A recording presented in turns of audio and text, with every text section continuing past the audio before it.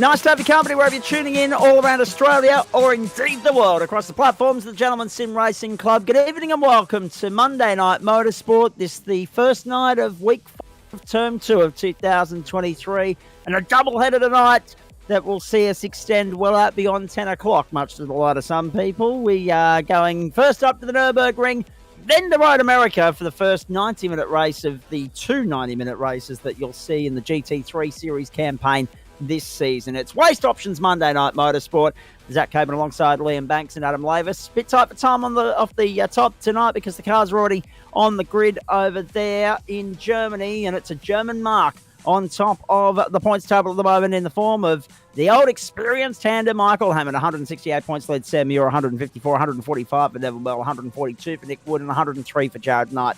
Making up the top 5, Jordan Malcolm on the back of his win last week, up to 99 points. Then Dale Sharp, Alan Dawson, Jeff Adams, and Braden Sagassa make up the top 10. He was missing from the grid last week, and I actually can't see him on the grid either tonight. There's the Nürburgring, 5 o'clock in the afternoon, Eastern, European summertime, of course, and 13 kilometre an hour winds. Pleasant 18 degrees ambient temperature and 25 on track, partly cloudy conditions. And it's a 5.07 kilometre circuit. It's the full Grand Prix configuration layout, circa 2002 onwards. And it's another stop in Germany for us this season, and we're looking forward to it immensely. Jordan Malcolm and Jared Knight at the front row. Michael Hammond and Jake Jackson the second. Russ Green, Sam Muir the third. Stephen Lawrence, Nick Bodialis the fourth. Nick Wood and Jared Daly the fifth. 6th row, Dale Sharp, Alan Dawson. 7th, Orlando Black and Brian Bullock. 8th, Pete Matson and Oliver Patterson. Well done to Pete Matson on his integral involvement in organising the GSRC ASC Interclub Challenge again last night. Adam Proctor, Josh Maynard, 9th row. Joe Baldwin, Wayne Edwards from 10. From 11, it's Ben Woods and Robert McGrath. From 12, Brendan Van Ryn and Greg Padgett. And 13, Adam Johnson. A field of 25 tonight lining up for Monday Night Motorsport. We'll introduce Liam Banks in just a moment here. Back on deck after missing out last Monday night. It's nice to have him in the booth for the night ahead. We're ready to rock and roll. It's Jordan Malcolm and Jared Knight bringing us to green, and Malcolm already on the defensive, moving across to cover off the attacker Jake Jackson and Cole as they head down towards the first corner. Knight actually decided to follow Malcolm through and now is on the defensive. Michael Hammond trying to get down on the inside to turn 1. Hammond in the Porsche. Knight on the outside, on the inside for the next corner. Hammond has to yield. Nick Bodialis in trouble getting through the first corner as well. Plenty happening here. Nick's lost 8 spots after coming unstuck at turn 1. It's always a danger point on this circuit. It's always a point of interest because so often, so much of the action happens there, be it overtaking manoeuvres or incidents. Tonight we're seeing a little bit of both, and we're only on lap number 1. Jordan Malcolm leads Jared Knight and Michael Hammond through the first sector. Russ Green and Jake Jackson have swapped around. Sam Muir, Stephen Lawrence, Nick Wood, Jared Daly and Dale Sharp make up the top 10. Hammond's gone! Michael Hammond is gone! Oh my goodness gracious me. We take our eyes off him for 3 seconds and now he's back side by side with his teammate Nick Fodiatis, and he's dropped 13 spots down to 16th. Extraordinary start here. The two Bailey Ladders cars in trouble on the opening lap, and now begins the fight back through the field. These guys are already up against it, and now Russ Green kicking up the dirt through the Schumacher S. My goodness gracious me, what a start. Hammered off the road again, down to 17th now. Oh boy. Pete Matson up into 11th. That was the other yellow Bailey Ladders car that you could see at the top of shot there. There's 3 Baileys. And Jared Bailey as well in 8th. So Monkey's actually the third yellow car for a change. Oh boy, what an opening lap here at the Nürburgring, and it continues. Russ Green on the defensive here, trying to fend off Stefan Lawrence, and does so for the moment. Jackson and Muir have started well. Malcolm and Knight have a spread eagle the field and pressed on and jumped clear. They have the clear real estate ahead of them and to themselves at the moment, and 1.3 seconds is the advantage at the end of the opening lap from Knight back to Jackson. I'll take a breath. Liam Banks, good evening to you.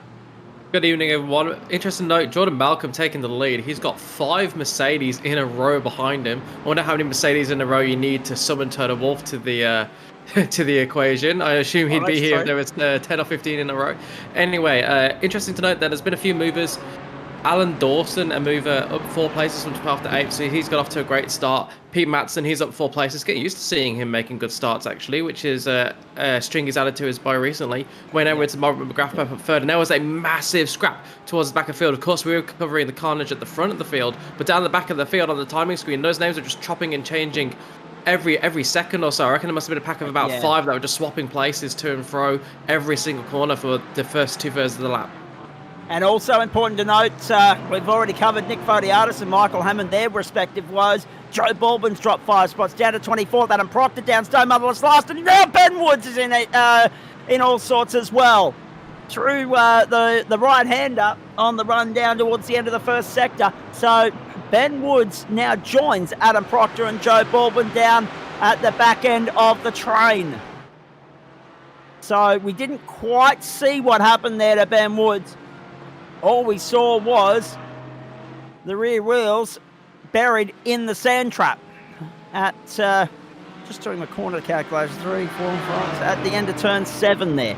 My goodness. And now Sam Muir. Sam Muir's in trouble as well. Oh dear. Trouble. Look at that. That's coming into the final sector of the lap. There's 3 or 4 of them that are walking wounded. Orlando Black is buried in the sand trap. Sam Muir's on the tow rope, I do believe. It's not going now more trouble down the inside. Russ Green's been turned around by Stefan Lawrence. Stefan Lawrence has gone into the side of Russ Green, and he plummets down to 10th spot. Dropped 5 spots. Oh, 2 laps gone. It's hard to keep up with the amount of action we've seen thus far. And really big impacts on the championship as well. We've got Sam Muir. Yeah. He's him and Hammond, they're 2 of the top guys. We've got Hammond down 15th and Sam Muir, he's down 25th, all the way down to the bottom after that incident. So that's huge. And then even worse, got those two bad incidents. Neville Mell, I believe, is not in the server unless I've missed his name. No, I believe you're right. And the other point as well, Sam Muir hasn't moved. I've just got the feeling here. That he might have had a packet loss internet dropout issue, because he's sitting on 1.71 laps and not moving. He's not showing as an off track. He's not showing in pit lane. He is down in 25th place and not moving. So he might be on the receiving end of one of those mechanical issues of the sim world that we call a tech issue.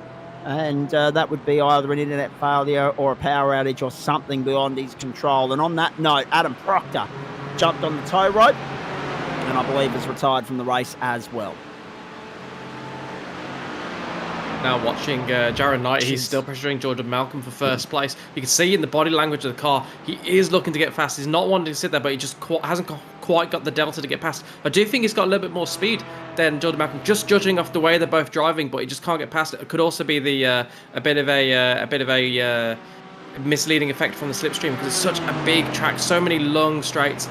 around the Nürburgring. It's really built for cars that are faster than this, really. So they are going to get a massive slipstream on every straight, and it's helping him keep in touch, but it's not enough at the moment for him to make the move. But it is enough for people to make the move a bit further in the pack. We've got Joshua Maynard there. He's putting a move on Edwards and makes a stick around the outside. Not sure who was attacking and defending. So, Maynard up into 14th place there. Some big movers now. Robert McGrath up 9 spots. Alan Dawson and Pete Madsen up 6 apiece. I reckon there might be an asterisk next to Stefan Lawrence's name before the end of the night after his involvement in the incident earlier with Russ Green. As we go back to the front end of town, there is Stefan Lawrence. Right there behind him on his bumper bar was Nick Wood, applying the pressure at the moment. Let's try and pick apart the opening 2 laps, shall we? Or opening 3 laps. Nick Vodiatis went down the inside and got some assistance. Oh, jeez. Don't tell me that was Stefan Lawrence again, was it? I've got a feeling it might have been. Stefan's in a little bit of strife, I think. Oh, no.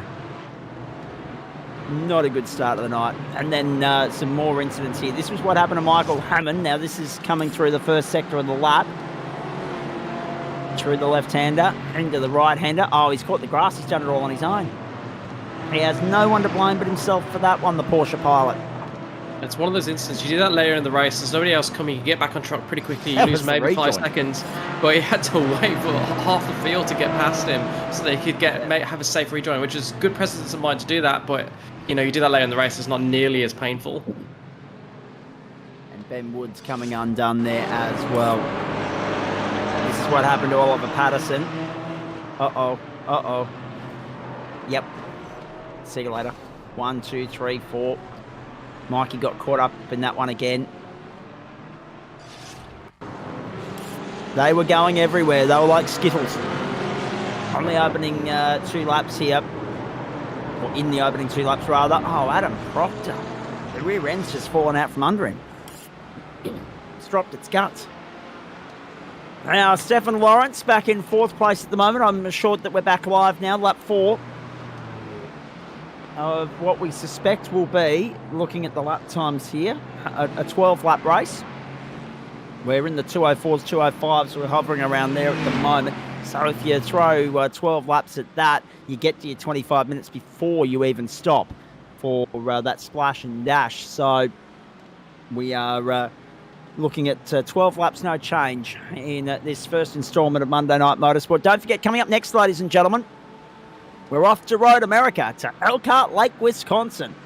And by gee, didn't the production cars put on a show there the other night at the Mustangs, just quietly.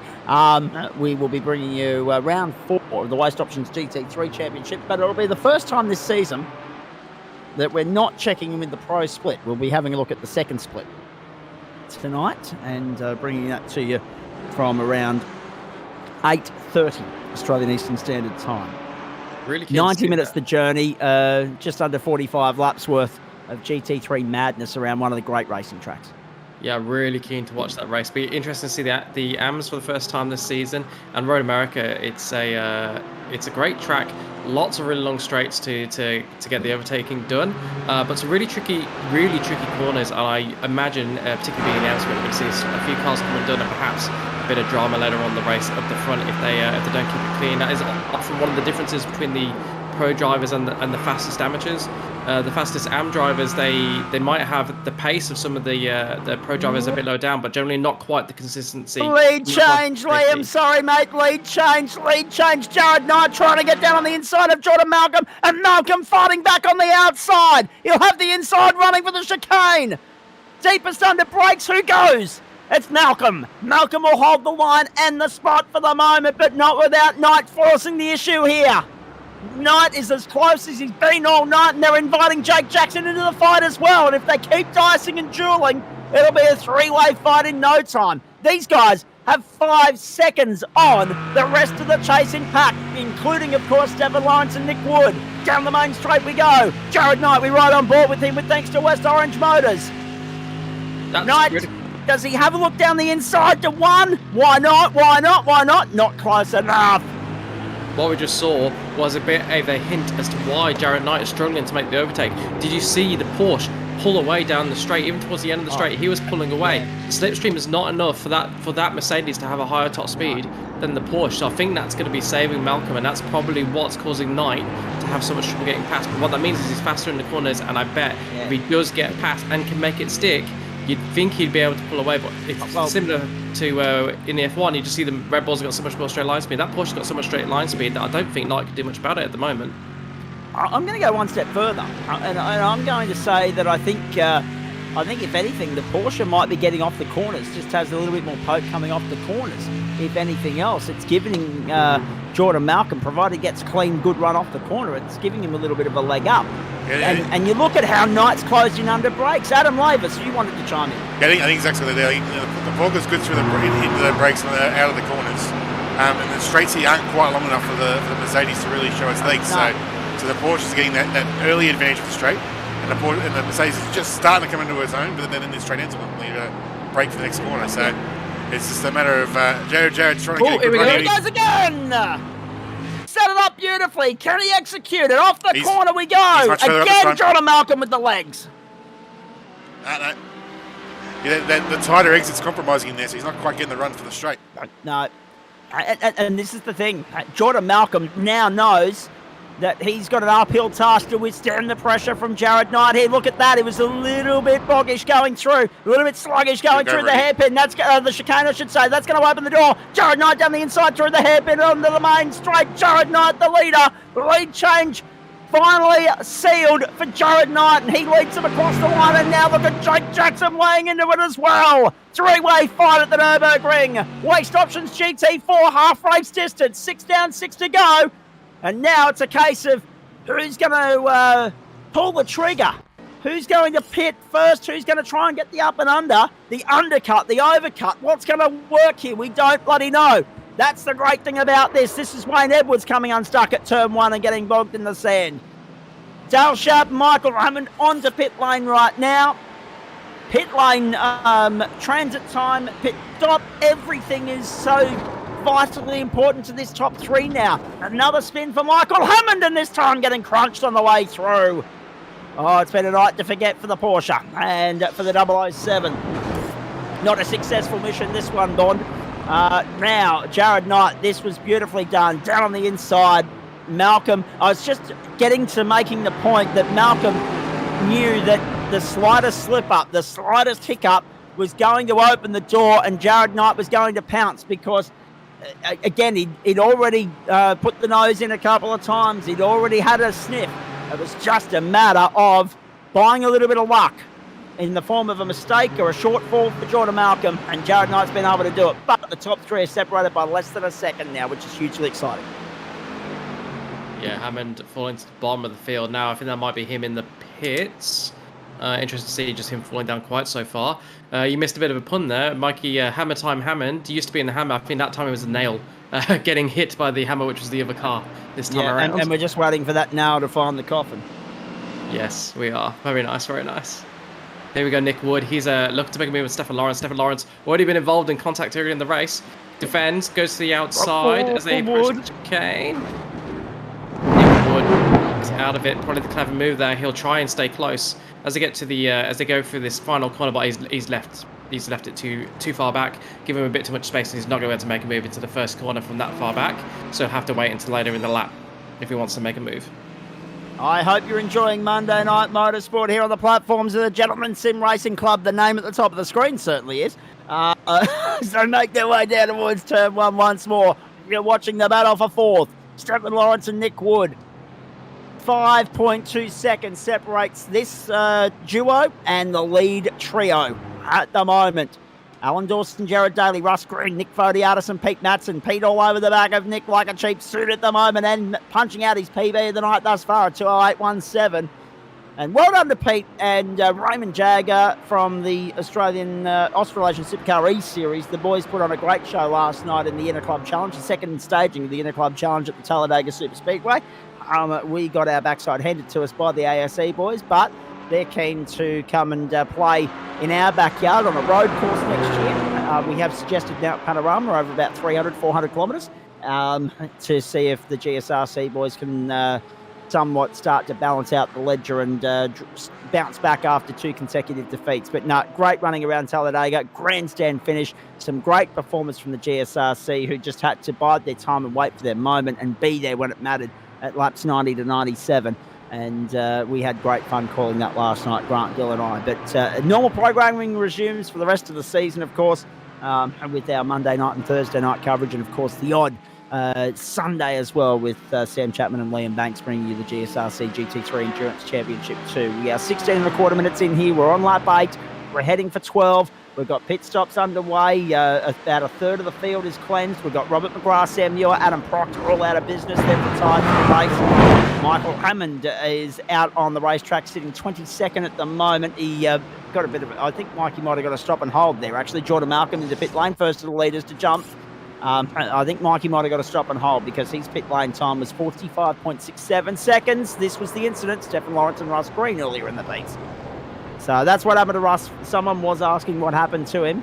That is what happened to him. So 8 laps gone, 2/3 race distance. And Liam, it's a 3-horse race. It certainly is a 3-horse race. Got Knight, Malcolm and Jackson out the front, all representing different teams. 2 Mercedes, 1 Porsche. Sorry, I got caught out there because I looked, but there's Malcolm's pitted. It's like, oh, where's it gone? No, he's pitted and is the first of the leaders. It's going to be interesting to see whether that works out for him.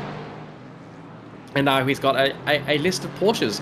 Earlier on we had 5 Mercedes in a row. Now we've got 6 Porsches. So Mercedes, you're going to have to get a 7th in a row if you want to overtake the Porsches, the line of Porsches that we got from 7th to 12th, with Malcolm at the head of that field, head of that line, even though he's already made his pit stop. Has he? So car 92 with the fastest number of the night thus far, 2:04.94 for Jared Knight. The only car, with the exception of Jordan Malcolm, to hit the 4s thus far. And Malcolm only just scraped in with the 2:04.99. And he did that a couple of laps ago now. His pit stop time, just for context for everybody else, 6.88 seconds. So keep an eye on that. That could be the difference here. Has he short fueled himself? Has he sold himself a little bit short in the name of potentially fuel saving with track position in his favour up his sleeve? We'll wait and see. One thing he has done is found a nice little gap to put himself into. He's got 2 seconds to the car behind, which is Nick Ferdiadis, and he's got 3.6 seconds to the car ahead. So he's got clean space. He's not going to be happy for pace, which is important when you make a stop early, just to make sure you do feed out into clean air. Otherwise, that can absolutely ruin that strategy. Yep, it can crucify you. There's no doubt about that. And we've seen it happen on how many occasions? Well, heaps. And across all forms of motorsport that have a pit stop. Oh, well, yeah. Too many to keep tabs on. Jared Knight, Jake Jackson, Stephen Lawrence, Nick Wood and Alan Dawson, the top 5. And now into pit lane come both Stephen Lawrence and Nick Wood. Jared Knight and Jake Jackson are already there. Here we go. We're going to get our answers. We're going to watch Jared Knight approach his pit box. Really important. You can lose time here if you do something a little bit stupid. You're better off just braking a little bit early, making sure you hit your marks, because if you really push it and you go deep and you have to reverse, that's it. You're losing seconds. Perfect. And that can be the difference between a win, a podium, or off the podium. Perfect from both men. Now here comes Malcolm. Across the line with track position. Potentially here. Oh, no, maybe not. Have a look at Jared Knight. Jared Knight to the lead. Jake Jackson, unlucky. Jordan Malcolm feeds out in 2nd spot. Now that's really interesting because Jared's stop was 8.9 seconds and Jordan's was 6.8, and yet Jordan has come out wedged between Knight and Jackson here. Even Jackson's stop was 8.2 seconds. So even though it was a shorter stop, Jordan Malcolm has lost out in his fight with Jared Knight here, and Knight has more breathing space than he's had all night thus far. Well, interesting as well, because Jordan Malcolm pitted a lap earlier, so you think if anything his pit time should be a little bit more, because you have to take on a little bit more fuel, the extra lap of fuel, but instead he's almost 2 seconds slower, well 2 seconds less time than Knight and Jackson, which makes me think he's either short fueled or Knight and Jackson have overfueled, which means they're going to be carrying more weight than they need, which could mean advantage Malcolm. We'll have to wait and see how it turns out. And also, Nick Wood managed to jump Stefan in the pit stop too. I hate to say it, but Stefan's on a hat-trick. If he gets involved in an incident chasing Nick Wood or trying to find a way past, it'll be Fodiatis, Green and Wood, the hat-trick for Stephen Lawrence. if it falls to the proverbial here. We will wait and see. We'll keep an eye on this battle. Lawrence is all over the back of Wood, like a cheap suit at the moment. Through into the final part of the lap they come. The chicane at the end of this back straight here, a telling point. Whoa, Lawrence kicking up the dirt. Advantage Nick Wood. That gives Nick just enough breathing space on the run up to the chicane. A legitimate overtaking opportunity on this circuit. A circuit that offers up so much in the way of overall challenges, but not as much as you'd like it to in the way of overtaking opportunities, legitimate, legible overtaking opportunities.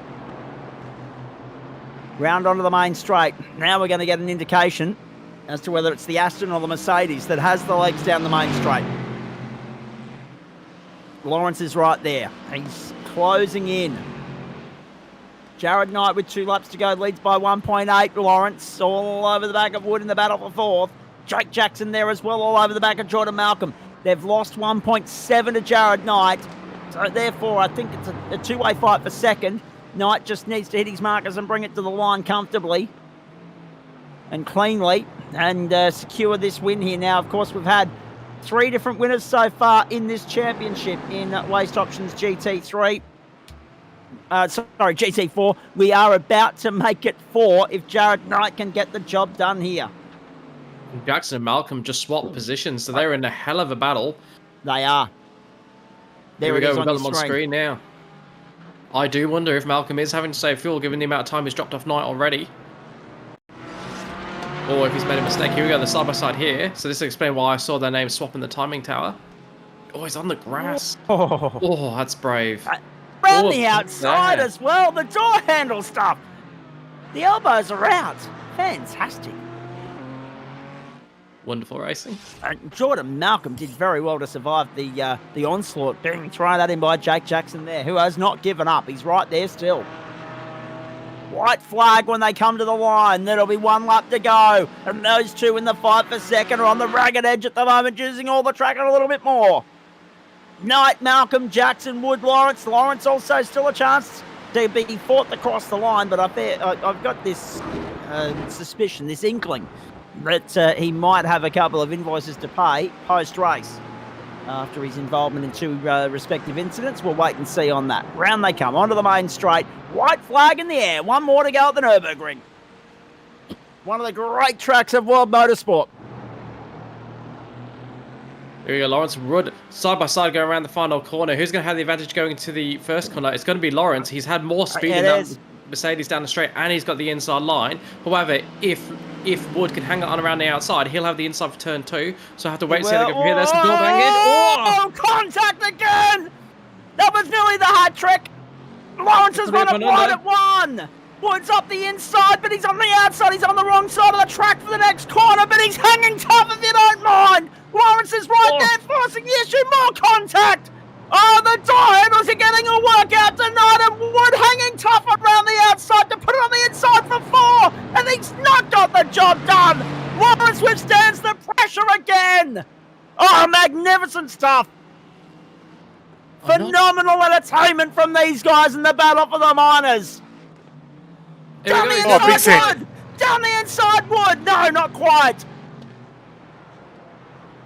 Great racing. And the battle for 2nd not over yet either, with Jackson all over the back of Malcolm at the moment, but Jared Knight is 1.5 seconds to the good. Final lap. Final half a lap at the Nürburgring. Malcolm using every bit of bitumen and then the runoff area as well. The AstroTurf. To keep Jackson at bay. Jared Knight's been magnificent tonight. Applied the pressure to Malcolm early. Found a way by him during the pit sequence. And will become our 4th different race winner in Waste Options GT4 Monday Night Motorsport for this season. And give himself a tremendous leg up in the championship on a night that hasn't gone well for the championship leader. Or the guy in 2nd. And of course, the guy in 3rd was absent. Oh, Malcolm has to defend for his life going into the last corner. Jackson around the outside. Oh, he's brought himself undone. Jared Knight wins at the Nürburgring. 2nd to Malcolm, 3rd to Jackson. Jackson went just a little bit too deep into the last corner and had to peg it back. Fourth to Stephen Lawrence, I'll stress provisionally. I dare say he's heading to race control at the end of this one, and then Nick Wood in fifth. Ha ha! The GT4 racing so far this season, Liam Banks, has been good. That might just be the pick of the bunch thus far. That was an incredible battle, and we saw Malcolm just taking too much curve going for the chicane, desperate to keep second spot, getting no speed off the chicane because you have to wait for the car to settle down before he could get on the throttle. And then Jackson trying to figure out which way to go because Malcolm was trying to figure out which side to defend on. Eventually settles for going on the inside, setting Jake Jackson around the outside, which was the correct move because Jake Jackson just carried too much speed. Here we go. That's a move. Oh, that's Orlando Black and Michael Hammond. Hammond down the inside. No. He'll follow Orlando Black. Oh, Orlando's come undone. He's left the door wide open. Hammond won't wait for a second invitation.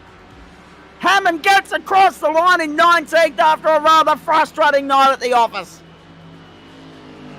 Did well to recover in 19th. Was lower than that at one point after a couple of early incidents, one in which he got absolutely smashed by the car. So assuming he must have came in, used his fast repair. Assuming he has a fast repair, otherwise I imagine he would have been out of that race, and got back into a couple of points, which is good news for him. Stories everywhere in all of that. My goodness gracious me. Try and pick that apart in, what have we got, 20 minutes. Fair dinkum. Jordan Malcolm standing by to have a chat to us in just a moment.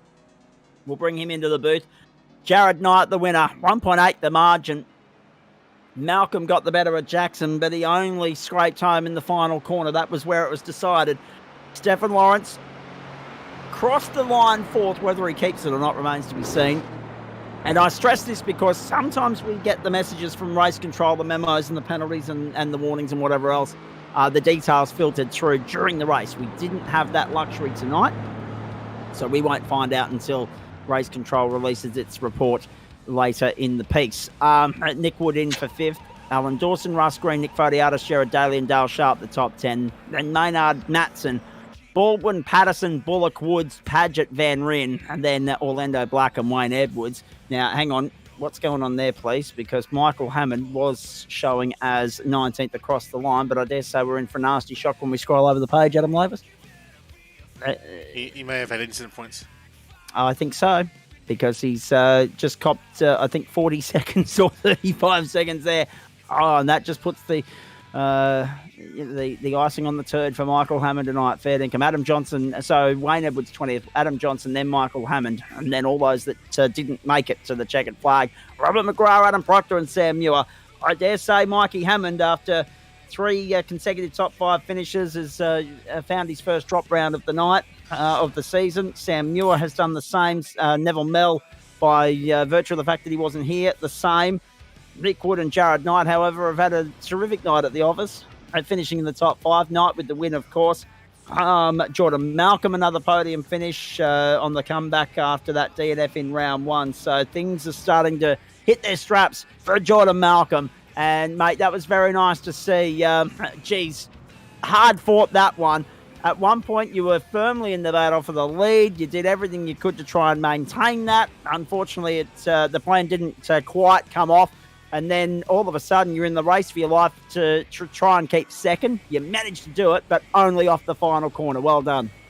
Yeah, thank you. I'll definitely take second, considering what happened. You would not believe it. Heading into the pit stop, I went to press my brake pedal, and the brake unbolted itself. Oh no! So the brake pedal slipped. So I'm only applying half brake, slid through my pit box. And then, my whole pedal box is moving on me for that whole second half of the race after the pit stop. So, in other words, you were walking wounded for half that race and you still managed to pull off second. That could end up being a championship-defining moment. It certainly could.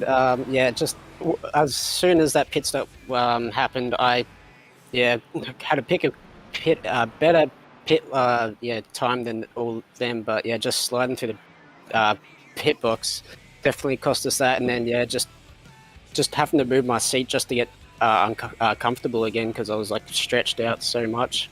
It was definitely hard. But we weren't too sure how tonight was going to go for you. But I mean, that issue aside, every other box got ticked, mate. That was a very impressive drive. Jared put up one hell of a fight. So too Jake in the end. And he threw everything at you. And in a compromised manner, you managed to defend him just. Yeah, it was certainly a challenge out there. The car was challenging enough, because it doesn't have the power in the world. So just trying that two-wing is definitely a challenge. So just for comparison, that's the second lowest wing angle you can run in the Porsche. So yeah, just trying to maximise that straight line speed. It was a bit loose through all the corners, but yeah, definitely got the legs. Very nicely done. Stay there with me, mate. I'll come back to you in just a tick here because we've got a new circuit to look forward to next week, and we've already had a run there in GT3, but it'll be interesting to see how GT4 goes in comparison. Let's go to Jared Knight in just a moment. I want to bounce across to Joe Baldwin, though, before that. Trucker started 19th, finished 13th. It didn't look straightforward. No. It was one hell of a race, plenty going on. We didn't actually really get a chance to check in with you and touch base and see how it all unfolded, so let's hear your account of it. A couple of the guys from up the front got tangled up through turn one, and I think Nick Fodiatis, might have got caught up with somebody, which turned him sideways, so he was slow in the middle of the pack, and I think there was contact with him and Adam Proctor, I think, and when Proctor spun, I just had to stop. I didn't want to hit him and damage his car, my car, and that just put me down the back of the bus. So I sort of, I'm pretty happy with 13th in the end. I really struggled in qualifying, getting pace out of it. This isn't one of my stronger tracks at all. And certainly, as we know, GT4s aren't my strongest car, but to fight back to 13th, I'm pretty happy with that. I managed to find a little bit of pace towards the end. Nowhere near like Jared and Jordan, unfortunately, but those guys are aliens in these cars. So, good racing up the front for them. But it was a good night for the Aussie racer guys. Big shout out to Jared Dales. Dales finished in 9th, I think. That's a fantastic result for him. So he was really strong tonight. And Pete was just ahead of you in 12th there as well, mate. Yeah, definitely. So the boys put on a pretty good night. It was a night of fightbacks for me. Unfortunately, I think Oliver, that I was battling with there towards the end, I think he got a slowdown up through the big uphill S's there on the last lap, which basically handed it to me. So unlucky for him, but I suppose I got caught up in a problem earlier on, so everything it sort of levels itself out towards the end. But that was a fun race. Learned a lot about the car and what it needs. Like keeping it straight really is probably the biggest tick with it, especially around a place like this with a lot of corners. Are you slightly warming to it, Joe? No. No. It doesn't matter what it is. I'd get in and race a shopping trolley with the guys. It's just I just like participating, and you can find a guy to race with back in 15th. I had a good battle with Greg Padgett early in the race. Unfortunately, I think I picked up a bit of understeer, and I don't know whether or not I bumped him off track early. I've sent him a message with apologies, but it doesn't matter where you race in the pack. If you can find someone and have a good race with them, it's always fun. So I don't mind. Some cars I'll run top 5, and cars like this I'll wobble around at the back, but I still enjoy myself either way. All right. Yeah, well, that's exactly right, and I think we highlighted and zeroed in on and focused on and emphasised that whole club camaraderie thing last night with the Interclub Challenge, and the way in which everyone just as a community enjoys getting in and sharing some banter and sharing some time together. And again, what you've said there about whether it was a shopping trolley or a Hyundai Excel or a Formula V or a GT4, it doesn't matter. You're just happy to be there. Absolutely, yeah. That's what it's all about. It's about community. We don't do this to to have a bigger ruler than anybody else. It's all about getting in and having fun, and and see, I kept it PG. It's still early. Very nicely done. Yeah, it is too early. You're right. Yeah, and it's. I mean, some guys like to race for sheep sessions and put in a lot of hours for their laps and stuff. And if they can do that, well, that's great, you know. And I've certainly been on that side of it when we were running Speedway a few seasons ago. I did a few laps, but I'll just jump in and, you know, like the practice session is all the practice I ever do generally. So it's it's just fun. Like, you know, sometimes you'll have a good night, other night you'll have a bad night. At least I put fuel in the car this week. 2 weeks in a row, I forgot to fill the car up at the start. So we've ticked that box. We've got over that hurdle. That's good. Excellent. We gave him a fuel card this week. Exactly. Hey, Nick, stand by. I'm coming to you in just a moment, and Joe, stay with me. Jared Knight, well done, mate. 4th different race winner of the season in Waste Options GT4, and a championship game changer as well, given that 1st and 3rd had their respective issues. Neville Mell wasn't even here. So all of a sudden, you're right there in the fight. Yeah, thanks, Zachy. Still struggling with quali, unfortunately, and I do apologise to Joe. I may or may not have let fly a word or two in quali. Just had a compromised lap, and he picked that up. So I do apologise. It's all good, mate. Usually a second is all it takes.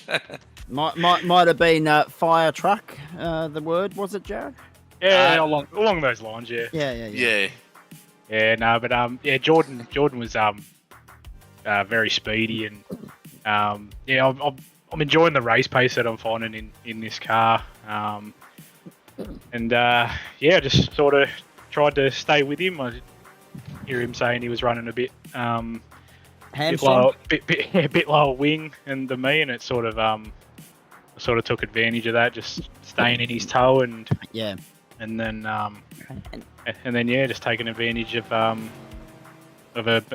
little bobble up at the chicane. I was going to say, I've only got 5 or 6 minutes here before we have to switch server and get our minds set on GT3, boys. But while I've got you, Jared, you just nailed the point, mate. It was going to be my next question. There came a point where you had 2 looks, and all of a sudden Jordan knew how much pressure was being applied. But as soon as he slipped up one too many times, in fact, it was, by the looks of it, it was his first mistake of the night. Just misrun the entrance into the chicane. It compromised the exit. You weren't waiting for another invitation because you knew how difficult it had been to find a way by already. Yeah, 100%. Compared to the Porsche with the this season's BOP, the Merc's got about as much torque as a road train at the moment. It just crawls out of the corner, and he was getting too good a run down the back straight there, but needed to get it done because Jakey was coming up hot. Indeed, that was the case, and that was actually, I must say, well done to Jake Jackson. That was a very impressive drive from him throughout the course of the night. In fact, his best finish of the season thus far after his 5th in round 1. So all of a sudden, some PBs being notched up, not just for the round, but also the season there tonight. Let's go around the room, then I'll go to Nick Fodiatis and get his take of the night that was. Next stop is Jerez. Jared, we've already seen the GT3 boys go around there. How do you reckon the GT4s will go? I'm not too sure. It's from my understanding, I don't think I've ever actually cut a lap there or whatnot. So it's but from watching MotoGP, it's a nice flowy track. So it should suit the GT4, I guess.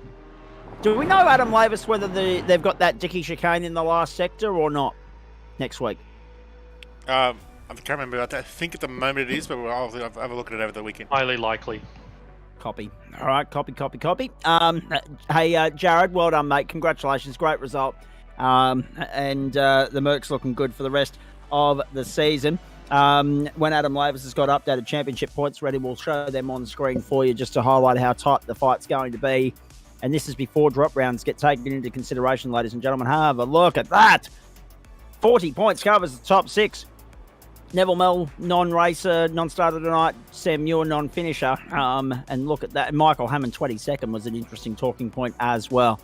So, 8 points now, the advantage that Nick Wood. Consistency is key. Remember, he hasn't had a win yet. 185 plays, 177, 165 for Jared now with that win.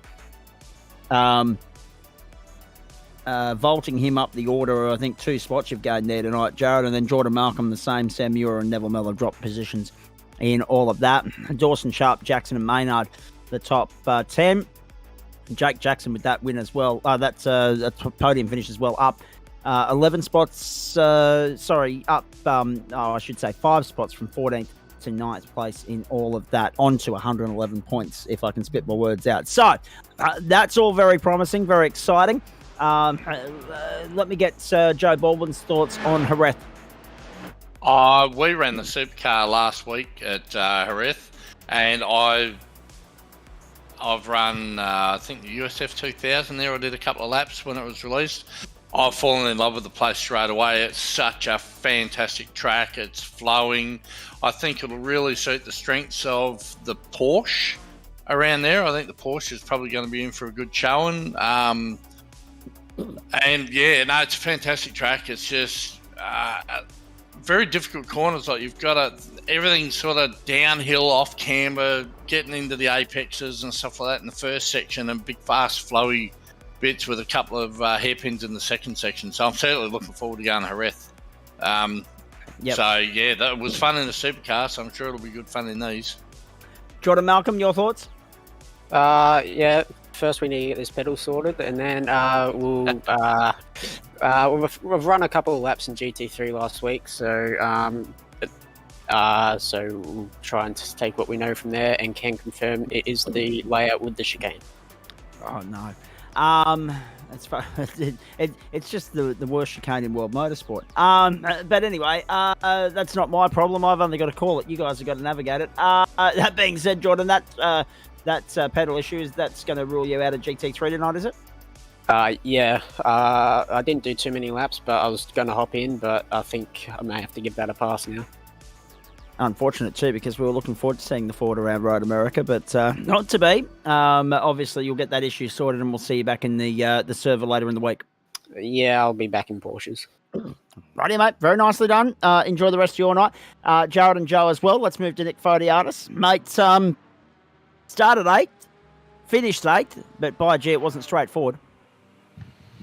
Yeah, thanks, Zach. I mean, the Bailey Ladder's car was all right tonight. It'd be nice if people exercised some patience in the first lap. Judging by the lap times, they would have got past me, but instead they decided to turn me. But anyway, and then I was battling with my teammates, all in yellow cars, as we can see here on screen. And yeah, Dales actually did a really sterling job to avoid all the schmozzle at the start and get down the road. So I was battling with him and Pete for the back end of the race. And I mean, a frustrating night for Mikey. I mean, after his mistake, he was there or thereabouts with you for a couple of laps. Then he had another shortcoming later in the piece, and then he's obviously got the penalty after the fact, and it's put him down stone motherless last across the line there in 22nd. Frustrating night for the guy that was leading the championship coming into this round. Yeah, look, I encourage him to stay on it and see what happens, because you just never know. He might have a drop round where he gets 0 points because it might be like Bathurst or something and everybody turns up.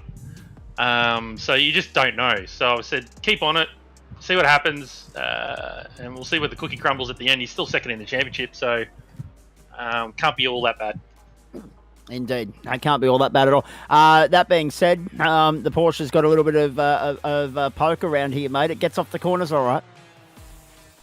Yeah, look, this car's much like an open wheel. That's why I like it. It's, it carries its average speed through the corners quite well. We did get a leg up in the latest update. I think we got a bit more torque, but still, you can't battle against the flat 6 versus those V8s. I mean, if it's like the old Hockenheim, would be left for dead. But yes, not too bad around here. Jerez is nice and tight, so that should suit this car a bit better as well. What was the rest of the season after that? Sorry, Adam. There it is. Laguna Seca, Laguna, obviously nice and tight as well. Belle Isle, nice and tight. Spa, we might have to take the wings off the damn thing. Yep. And Oran Park's not too bad, and Sandown, well, it all depends how you drive off the corner. So, yeah. All in all, it's not looking too bad in the back half here. If you can stay in the tow at Sandown, you'll be there or thereabouts, I'd say. Mate, I guess that's the other thing as well.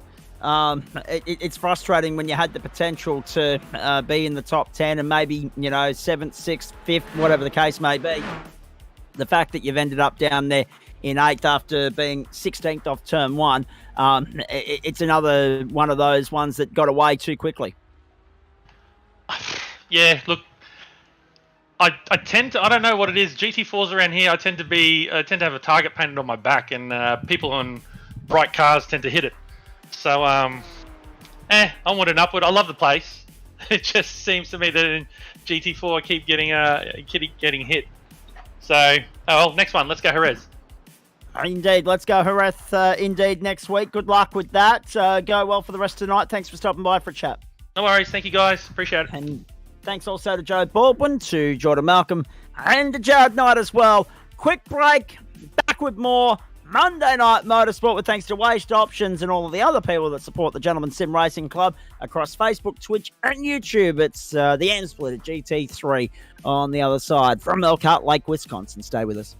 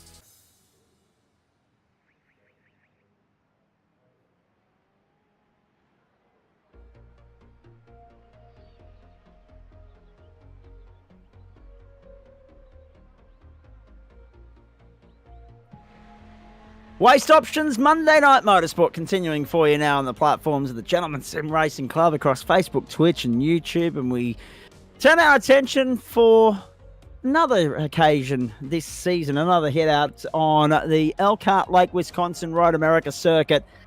And of course, I say another occasion because we've already had an opportunity to go there and check out the Ford Mustangs and the production car series. Now, of course, we get to see these guys in GT3 hard at work.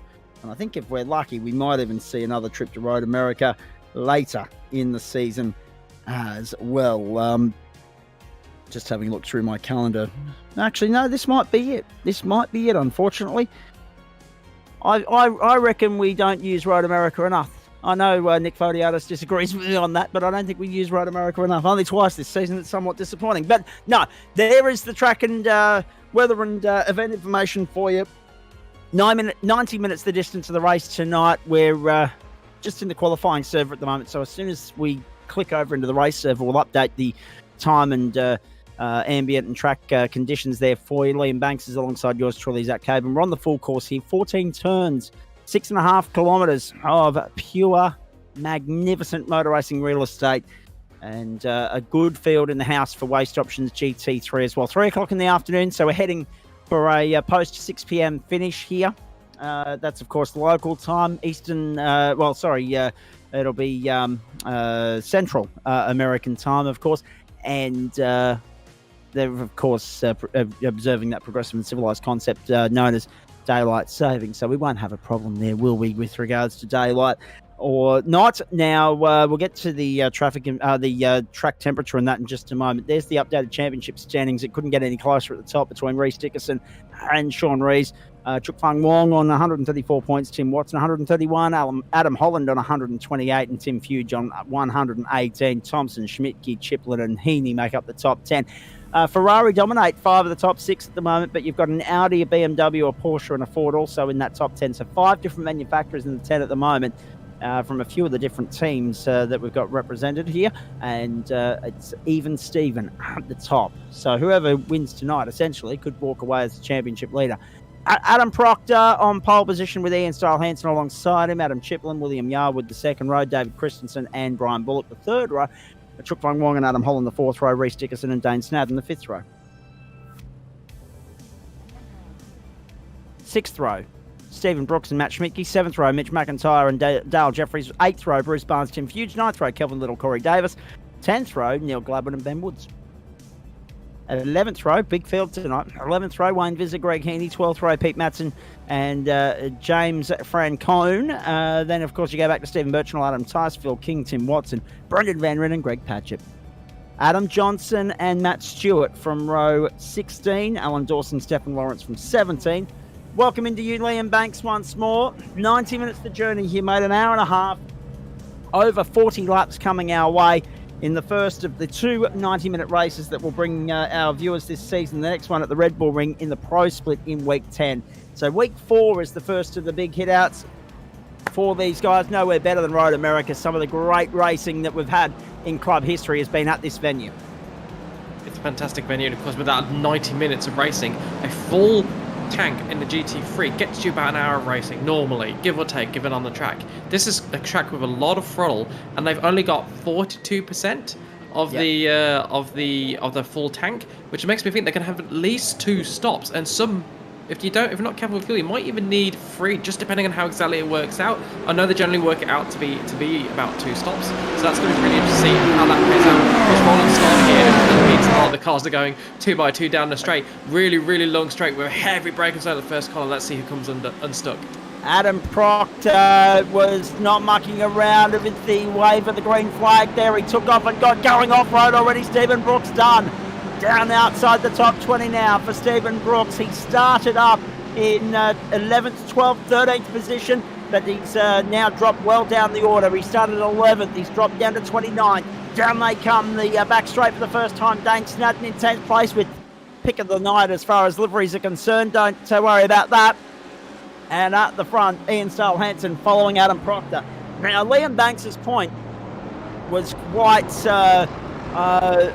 interesting because this is one of those circuits where, because of the nature of the layout, there's a lot of 2x2 running in these early stages. But here in the AM split, these guys have actually sorted themselves out quite cleanly, quite quickly, which bodes well, because normally if they're still sorting themselves out when they get round to the carousel and on the ramp towards Canada corner, all hell can and will break loose.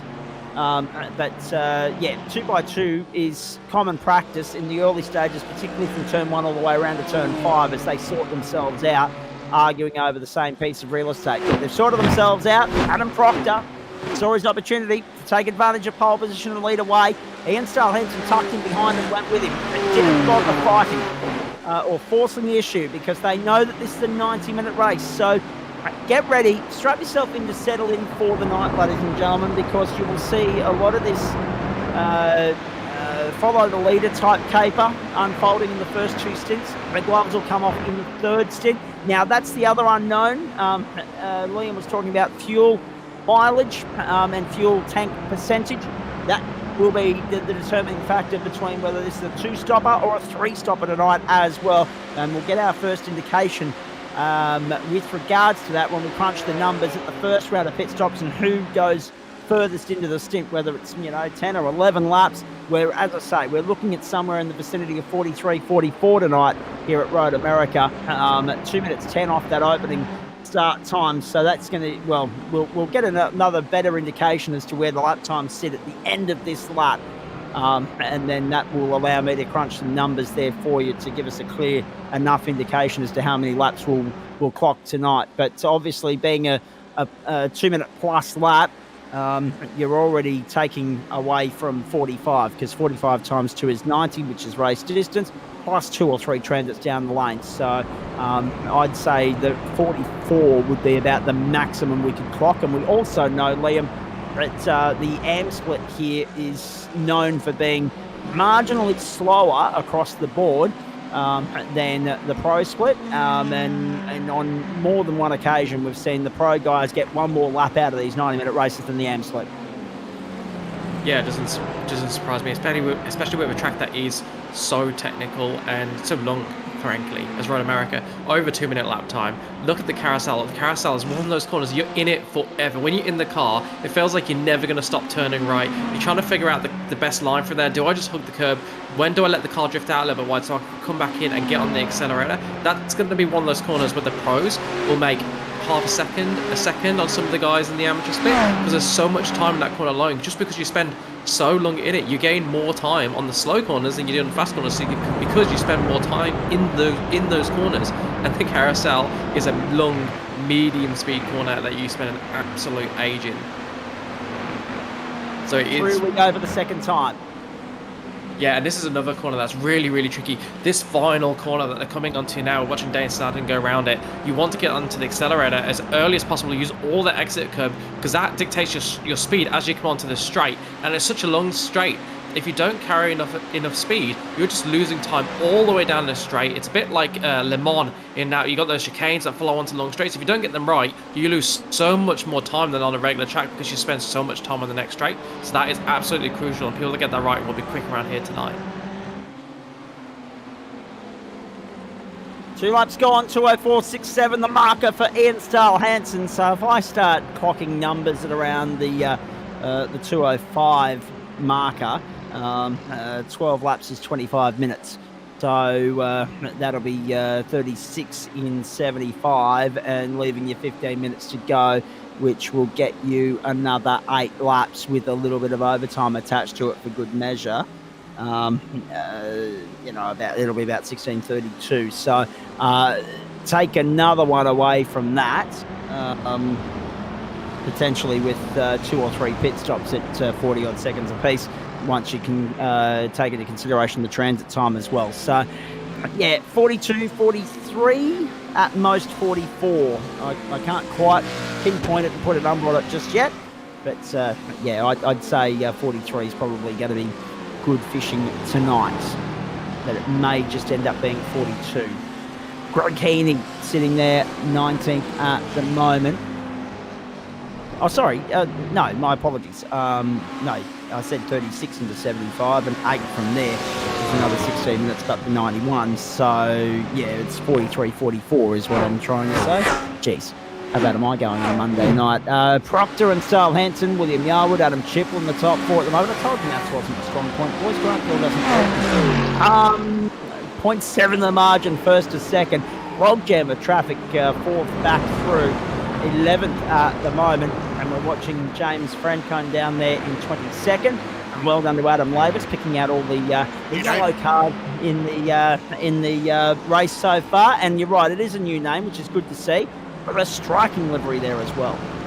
He's got the Lambo Italian flag striped across it in a not dissimilar way to what we've seen on some Fords over the years with the Mustangs. So the Italian flag draped across the black component of the livery, the bonnet and the roof.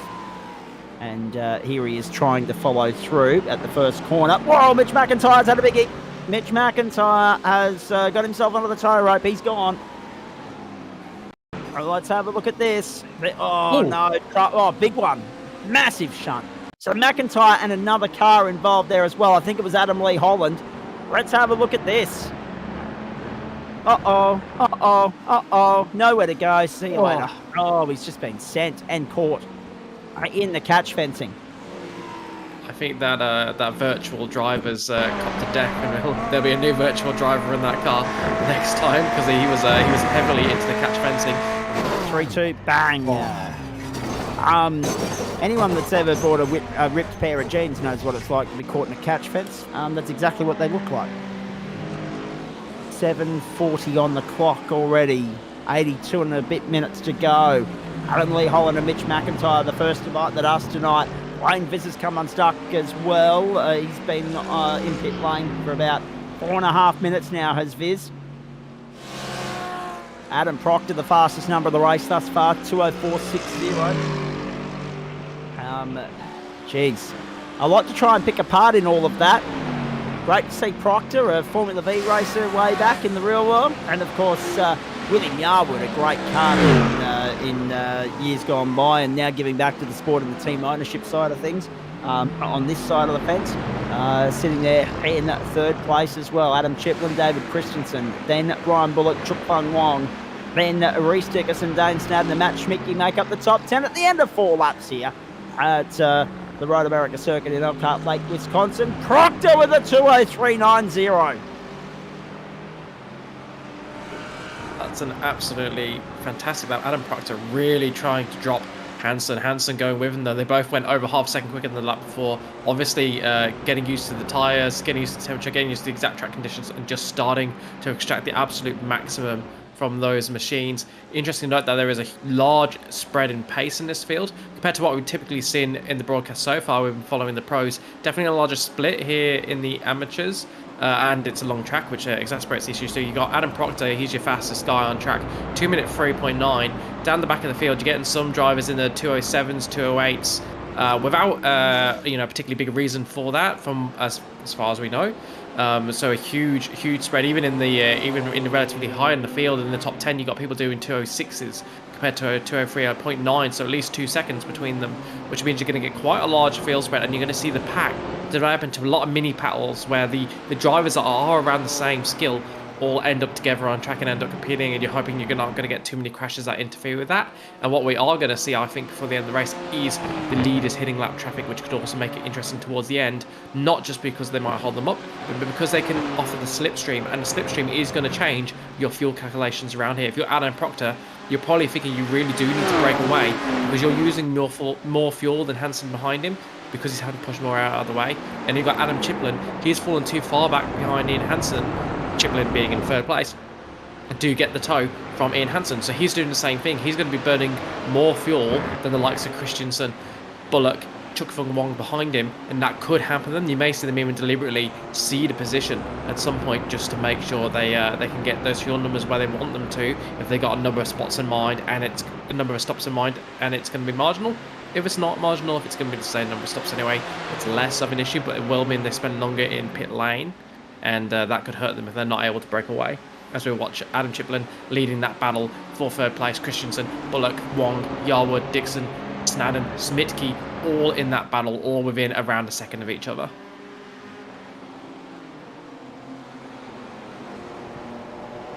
So, we are on lap 6. And Adam Proctor's advantage is only 3/4 of a second at the moment. Good fight for third, Adam Chiplin. One of the men that performed rather nicely last week. I'm pretty sure he got the W in the AM split last week. David Christensen having a look down on the inside. So, don't worry about follow the leader. Let's jockey and dice for position early in the piece, he says. Christensen to the inside. Chiplin yields for the moment and almost brought himself undone. Balked up Brian Bullock and Chook Bung Wong. William Yarwood's obviously dropped back to 7th in all of that. Was 3rd a few moments ago. So it's a real dogfight here. And it's only for 3rd place. And it's only in the 13th minute of play. Moment of appreciation there for Bullock. He did so well not to just ram Chiplin in the back there. Chiplin lost all his speed coming off the corner, tried to get the power down on the curb, and it was just slippier. It kicked his car into the middle of the track, and he had to get out of the throttle, and I don't know how Bullock reacted fast enough to avoid hitting him in the back. That kind of ended up in disaster for both of them, but his fast reaction saved both of them there, and it looks like he may be rewarded with a position if he can stand back at Chiplin. And we just watch behind him, Yarwood losing position to gaining position on Chook Fung Wong. He's up in 6th place, Wong down in 7th. And right behind them, they got Dixon looking to capitalise. He'll try and get a good run out of the final corner, which they are now approaching. And the good thing about Road America, it promotes good racing. And it doesn't matter what car we bring here. I was saying this again on Thursday night with Brian, of course. Have a look at Brian Bullock down the inside, trying to get the better of Chiplin. Bullock to the inside to go to 4th. Chiplin relegated. Chiplin's lost 2 positions inside 6.5 kilometres. Chiplin tucks back into 5th now. Had no choice, had to yield. Bullock got through on the inside. Christensen seen his opportunity to take off. 1.1 seconds down the road already. We're right on board with Bullock, looking back towards Chiplin. Yarwood's there as well. The good, again, Road America promotes good racing. Plenty of slipstream and drafting opportunities. And B, an enormous amount of overtaking potential on this circuit as well. And as you've seen already tonight, Yarwood diving down the inside. Chiplin runs wide and gives the position away. And now, all of a sudden, vulnerable to Chook Fung Wong down the inside as well. Oh, it's all falling apart for Adam Chiplin, and he's lost 4 spots in a lap and a half. Chiplin ended up on the outside and won the only corners of this track that you really can't hang around the outside. It's hard to explain how little grip is on that corner if you haven't driven it in the sim. There is so little grip on that corner, you really do need to go through the go through there in single file, because if you try and hang around the outside, it's just not going to work. You're going to have to scrub off so much speed compared to other places in this track, like we're seeing first corner, second corner, and third corner. You can go side by side very easily through, well, I say easily, through all those corners. There's no difference in grip. It gives you everything, all the tools available to do it if you've got the skill, but that corner, it just does not give you the tools to do it. You have to back out, have to let them through, otherwise you're just going to end up with oversteer. You're going to end up snapping, you're going to lose more, and he's going to lose another position here. That is Snadden down the inside, beautiful move, textbook, and another one. I think that's Barnes got through as well in the BMW.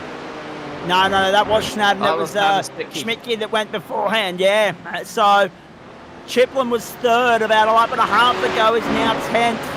It's unravelled very quickly, but that's trademark 101 Road America Racing for you. Some incident replays from the start.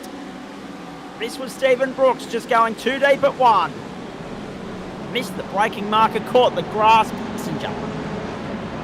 So easy to do, particularly on the first lap. You got so much adrenaline waiting for the start of the race. You can't pick your braking markers because there's so many cars around you. You have to sort of judge off them, and if one of them acts a little bit differently to how you expect, it's really hard, and that's easy to do as well. Just clip the grass on the inside and send them into a spin. You're going to see more than one car do that here tonight, particularly with an hour and a half of racing to go. That was also interesting as well. Going back to the point I was making about overtaking. Oh, Wayne Visser just got sent. That's what happened to him. Oh, jeez. That's going to be looked harsh on by the stewards, I imagine, on a straight line as well. That's And Not from great to there, see. yeah, that car was going nowhere except the garage, and he's been there for 12 minutes now. So if we get to 44 laps, if we get to 33 laps is that 75% marker where you need to have achieved to be able to be classified as a finisher tonight. That was Ben Woods into the wall, coming unstuck for the second time tonight. Of course, had an off-track excursion in the earlier race in GT4 as well at the Nürburgring. Oh, jeez. Can we see how that lucky ended escape for from some front? there. Because that was either a fantastic slide through with the save, or it was going to end in absolute tears. Greg Padgett here just spinning around, really easy to do out of a lot of these corners. Traction key here because you want to get as good a run onto the straight as you can. So drivers are going to be pushing to the limits of traction. You're going to see more than one car spin around. Coming out of corner here tonight as we now watch Matt Spitke back live for pictures. He's got Snowden right behind him still. Both of them dropping Chiplin. So Chiplin really falling out of his rhythm after losing, it was 6th place and falling to essentially to the back of that battle pack that was in 6th place. And that battle pack has split a little bit now, so you've got Truck 41. And it's just got Chiplin and Peterborough. So I'll stop this and I'll pass back over to you, Zach. No, this is the interesting point as well. Just going back to the point I wanted to make about overtaking. No shortage of overtaking opportunities around here, but the good thing about it is that there are some corners where you can make the passing manoeuvre, get the job done. There are other instances around this circuit, particularly through 5, 6, 7, where you have to work for that period of racetrack, that portion of the lap, those 2 or 3 corners, to consolidate the spot because of the potential for the up and under, the overcut, the undercut, the switchback, all that sort of stuff. So keep an eye on that throughout the course tonight, because as much as we say that there are plenty of overtaking opportunities around here, it's not always easy to get the job done. It is a real challenge, which is one of the reasons why we love racing here, because it keeps the field bunched up in most instances. Now, we go to Matt Schmidtke in 8th place, Reece Dickerson just ahead of him, Dane Snadden behind him. And at the front, Adam Proctor's pulled away to a 3.5 second lead. You're watching Waste Options GT3 and Monday Night Motorsport on the platforms of the Gentleman Sim Racing Club, Season 13 for the GSRC. It's term 2 of 2023. It's night 1 of week 4, and it's great to have you along for the ride. Pete Matson in 14th place at the moment, up 9 spots. One of, if not the biggest mover of the night thus far is Pistol. And we've already seen the tail of the tape of the Walking Wounded. We've got Mitch McIntyre and Tim Watson out there a lap down. Adam Lee Holland's about to be a lap down. Everybody else, the top 27, still hanging there in there on the lead lap. Oh, geez, Tim Fuge with a moment through the back of the circuit up towards Canada Corner. He's left the door open. He drops back into 15th as Pete Matson finds his way by. Matson, of course, running a strikingly different livery this time out in GT4. 3 than what he was in GT4, but he's still got a good amount of yellow in there, so that gets a pass mark from yours truly. And Tim Fuge drops back to 15th now. Matson up to 14th. Birchnell is back in 16th. In fact, actually, just thinking, yes, Fuge left the door open, but it might have actually been one of the lap cars that was getting by him there. So my apologies for that. Called that one wrong. It was Mitch McIntyre. So Greg Heaney into pit lane. First car to pull the trigger for a scheduled pit stop rather than an unscheduled, like there has been in a few instances already here. 19 and a half minutes gone, so 70 and a half minutes to go. Just like that, 2/9 of the race covered off for you, and it goes quickly around here, doesn't it, Liam? It really does. And if that is a schedule stop, that's all but locking him into a free stop strategy. No Absolutely. way does he stretch that tank to 35 minutes a stint for the rest of the race. I can't imagine. You wouldn't stop after 20 minutes if you're looking at 35. It's going to leave you with 2 35-minute stints to end the race. But if you're just carrying more fuel than you need to for longer, you're going to be better off burning off more of that fuel before you go for your first pit stop rather than pitting straight away, I imagine. Some really good racing so far, lots of side-by-side action, but we haven't seen much contact between them, which just speaks to the quality of the field. Even though this is the amateur class, this is the second of our 2 classes. There's obviously a lot of talent in here because we've seen so much side-by-side action and so few incidents relatively. There's been a few, particularly on lap 1, but you expect that regardless of the quality of the field. I mean, you only have to watch any professional race and you'll certainly see some contact on lap 1.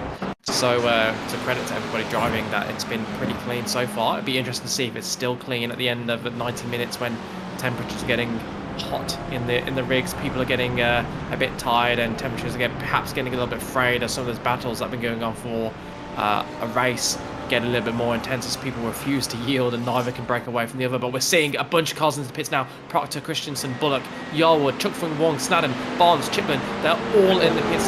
The majority of the top 10 now pitting on lap 11, 21 minutes in. That all but locks us into a free stop race.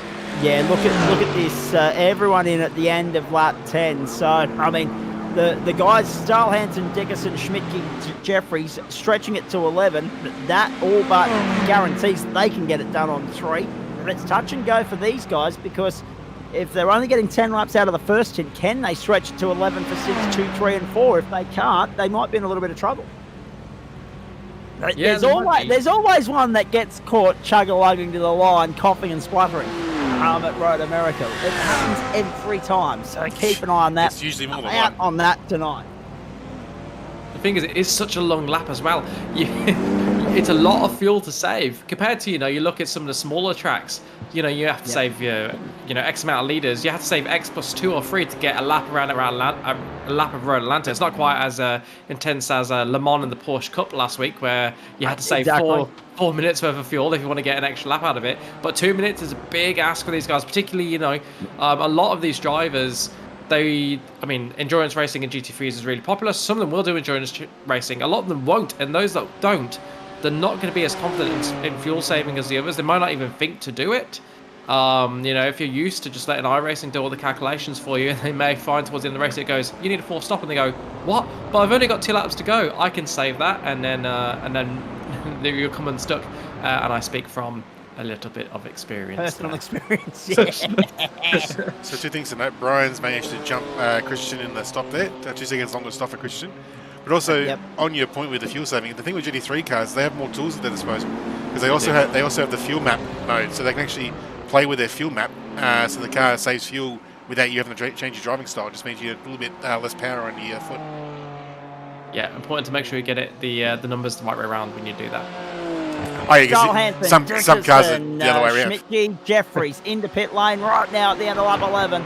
Will Fuge, Davies, Gladwin follow? We'll wait and see in a moment. But yes, Fuge is in. Davies will most likely follow, and Gladwin too. Oh, Davies is off the road. Davies is off the road at the last corner.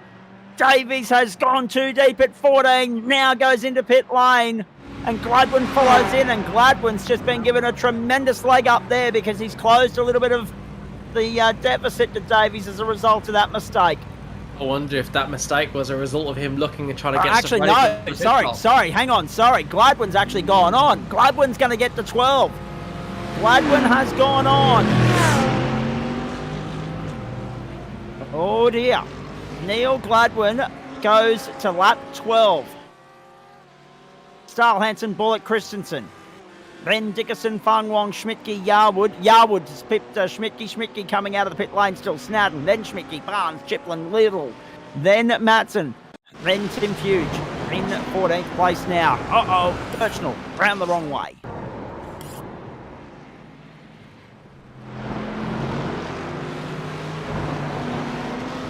Just sat there waiting for a gap in the traffic, doing absolutely the right thing there. It's really easy to get frustrated, try and Feels flick like the car around and end up in somebody's path, but he's done the right thing, stayed patient, got back on the track, doesn't want to compound one mistake with another. That wipes him out of the race and potentially someone else. As we watch Neil Gladwin, he's now effectively the leader of the race by going a lap longer than every single other driver. He's the only driver to attempt to go for another lap. So we'll see if he makes it. Big news. I think Proctor's had a dropout. Oh. Now that's a good point. He's at the back of the field and there's no incidents for him. No, correctamundo, Adam Lavis. Well done. At the end of lap 10. And this was... He wasn't even due in pit lane. He hadn't even made his way into pit lane by the look of it. So Adam Proctor out of business at the end of lap 10. Power outage or internet dropout, one or the other. The race leader done and dusted. In amongst all the happenings of the pit lane transit window, the cycle, the first of the night, Adam Proctor. In the words of Queen, da, da, da. Another one bites the dust. No, dear, oh dear, oh dear. We talk about it all the time, how frustrating it is. It's bloody frustrating. Each and every week that we're talking about this, as Mitch McIntyre finds the wall again. Not his first incident tonight. How bloody frustrating it is in a world that is renowned for all its technological advances and all its 21st century aspects, except if you live in Queensland, of course. And hello to all our friends in the alleged Sunshine State. And I'm coming back to them in a moment as well, because there's an opportunity for two uppercuts tonight. We talk about the importance, the way in which technological advances have enhanced our lives and all that, and yet we still have fourth and fifth world internet. I mean, it is just disgraceful, the amount of dropouts, internet dropouts and internet shortcomings we've had throughout the course of 13 seasons, be they small or big. It's even impacted the broadcast on some nights, as you know, ladies and gentlemen. In the last couple of weeks, both Chapo and Lavis have had some issues with the broadcast. But it's frustrating. I get that it's an issue beyond our control. It's mechanical issues with the sim world, but fair dinkum. Adam Proctor would be absolutely livid at the moment, because that's taken him out of contention. He's managed to get back out there. That's great. Adam Proctor has managed to get back out there. That's good. But he's now 2 laps down. So his night is done. He is now essentially just going through the motions, Liam Banks, to salvage something from what could have been a race winning position. Yeah, and the main thing you can salvage is practice, right? You hopefully you find some cars that don't mind you being a lap car and being in and around them. Some people get really antsy when you got a lap car around them, and that's fair enough. But some of the ones that are more keen just for the racing, they won't mind having a lap car around them, and here able to learn the track, learn the car, maybe just pick up something that gives them an extra tenth or two on the next race, and that can make the difference. Of course, Adam Proctor also already a very, very accomplished, very fast driver, so there'll be limited gains from it, I imagine. But I don't know how much he knows the track, how much he knows the car. I don't know what he's got going on his schedule, but I'm sure he'll take something worthwhile, otherwise he wouldn't be out there. James Francois, he's one of the big movers so far tonight. He's up 7 spots, which is a great effort in that absolutely stunning livery. I love that livery. It is absolutely beautiful. And he's wrapping Italia. Damn trouble potentially brewing here. I tell you what, they did want to keep it clean there, but they're still side by side out of Canada. Brooks sandwiched in there, side by side. He's looking for a way through the middle. Won't find it. Trouble gone. Bang into the wall. They're both gone. That's an enormous shunt that was all set up by Brooks, going for a gap that wasn't there. He came in with so much speed. The first time we saw him, he was light on the brakes, diving in. As soon as you saw that, you knew the guy was racing. Yeah, he's gone for a gap that wasn't there, and it's ended up with absolute disaster. He's been able to get back to the pits. He'll be able to recover from that. He'll repair his car and get back out, I imagine. But that Bean Bros racing car that was in the wall, less so. That will. I don't think that was going anywhere in a hurry. We need to see that again, because this all stems from the 2-car battle in front of him. He was trying to get 2 for the price of 1. He went deep there on the inside, right onto the tail of these guys through Canada.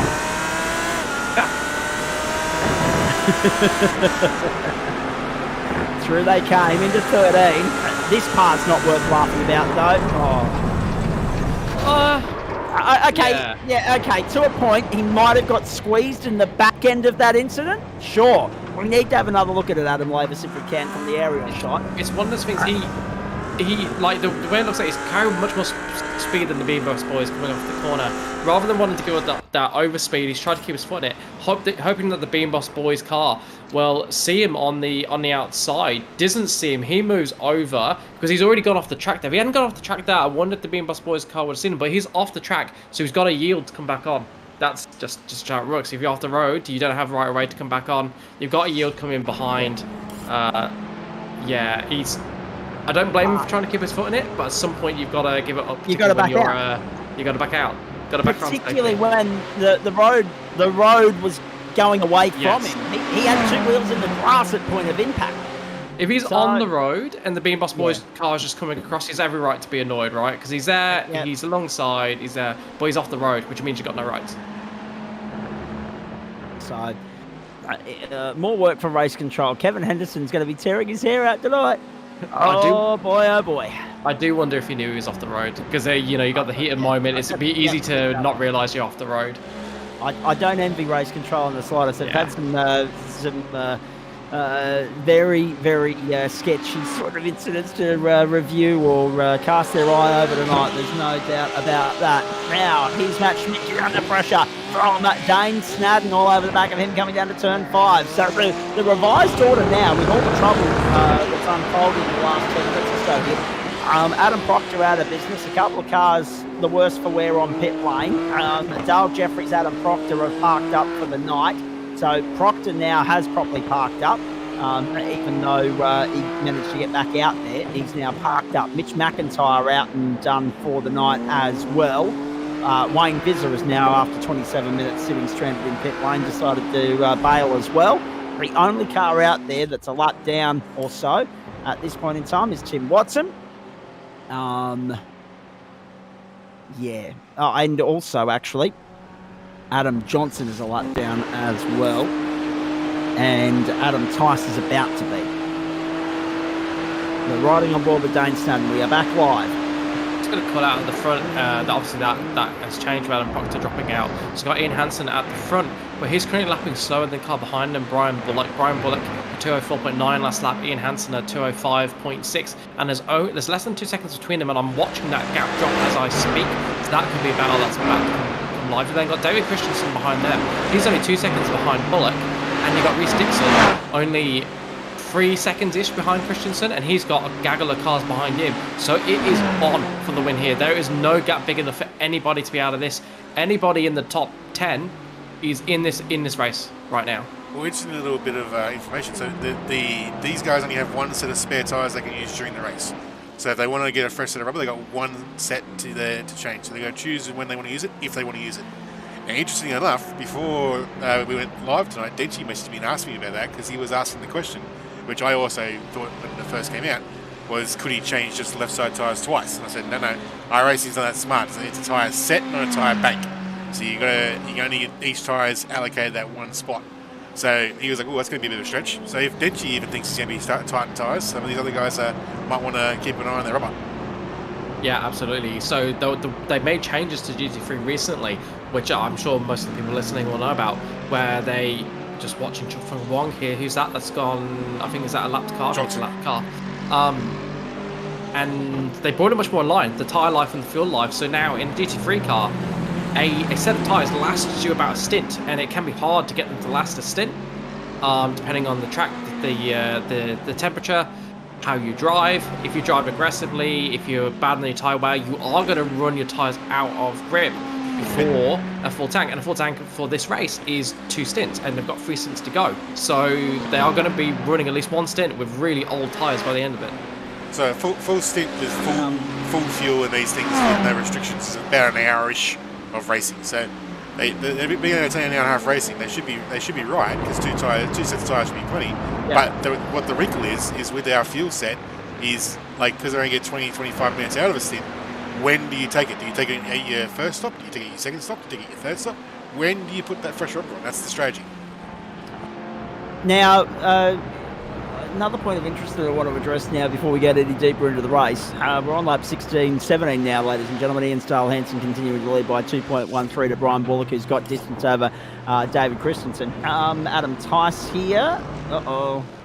Pulling up and coming undone, or letting people past and staying out of their way, one or the other. Apparently there's a tip of the hat to OnlyFans on the racetrack. Have we got an OnlyFans livery out there?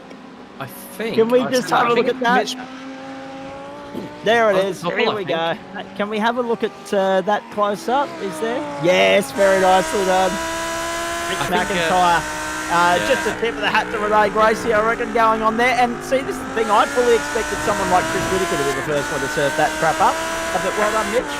And Stephen Brooks as well. Oh, that's brilliant. Righto. That's a QR code. I'm not gonna. No, I'm not touching that large, Mark. I'm not going to experiment and see where that leads. The rest of my partner. Yes, well, thankfully I don't have a partner, so I can scan that QR code. But anyway, doesn't mean I'd be investing in it. Let me tell you, there's better people to invest in than Renee Gracie out there, ladies and gentlemen. Just quietly, as much as she did have driving talent back in karting, and I can attest to that because I got commentator at one point in karting. Adam Johnson running off the road here at turn 14. If you are looking for someone to invest in, I'm always available for investing in. I don't have an OnlyFans. You will get nothing in return. No, invest in him as a commentator, money. ladies and gentlemen. Yes. Yeah, I do accept free money. It's I'm quite a fan of free money. And we've got Adam Johnson. He's just tried to avoid going at the back of someone and had to go wide into the wall. Made the right decision to not take out of the car, but his error has left him losing a bit of time there and probably a bit of damage from the contact with the wall.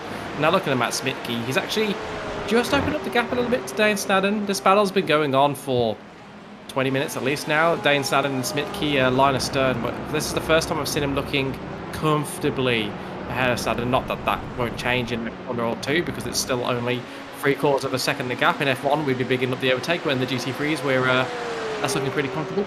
And then he's got only 6 seconds to William Yarwood ahead of him, so he's looking more on the attack now for the first time in a few laps. Than defence. It'll be interesting to see what he can do. Matt Smitke is a driver that's shown a lot of skill across a range of cars in GSRC, and that's David Christensen. He was fairly high up. He was in third place in the podium positions, and he's off the track. And he's on the tow rope in pit lane. What has gone on there for David? Oh, wow. Another turning point. Another contender coming undone. Christensen in 25th now after this. That's a really bizarre incident. He's just driven it off the road. He's either missed a braking point or a mechanical failure. That's an odd one. And actually, to the point where I'm pretty sure he's just parked up and bailed for the night. I don't think we'll see him again. Oh no! There goes Stephen Brooks. He might be fans with that skid. I say if he keeps hitting the wall, it won't be only fans. It'll be only fans because they'll only have one left by the end of the race. And so he. Or what's this? This is Greg Heaney. What's going to happen here?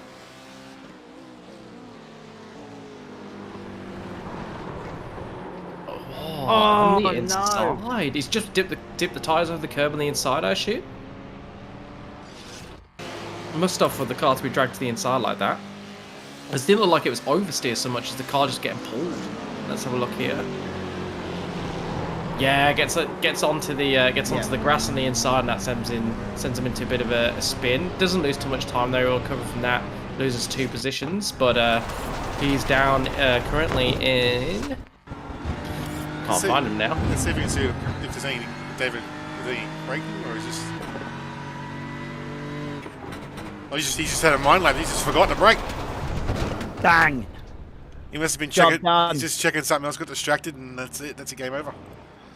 Oh, that's gutting.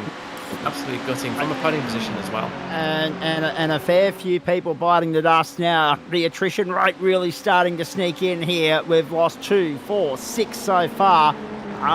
Starting with Wayne Visser, then Mitch McIntyre, Adam Proctor, Dale Jeffrey, Stephen Brooks, and then David Christensen. Tim Watson's still out there, Adam Tyson, Adam Johnson as well. Adam Lee Holland's got back out too. But by gee, it's a survival of the fittest tonight at Road America. There is one genuinely good battle on the racetrack, and it's the one on your screen. It's 5 deep. It's Fung Wong leading Dickerson, Yarwood, Schmidtke, and Snadden in the battle for third. Lap 19, 39 minutes gone, past third race distance. You can see just coming off that corner, Yarwood getting a snap of oversteer, collecting it up nicely, but the car looks so lively coming off that corner. It's not what you want to see. It doesn't mean he's pushing. Oh, so close to touching the grass there. But it's not what you want to see, because if your car is sliding around, it's not going forwards, and that means you're not going quick. So you'll want to arrest that. Just be a little bit more gentle on the throttle coming off the corner, and make sure that he doesn't light up those rears too much, particularly as we've just been talking about. Yeah, Wong past Dixon. I was looking to put in to say I think there's been a change of position. You just confirmed it for me. Thank you. Yeah, Wong's got Dixon at some point. Is this the replay? Here we go. Down to turn 5.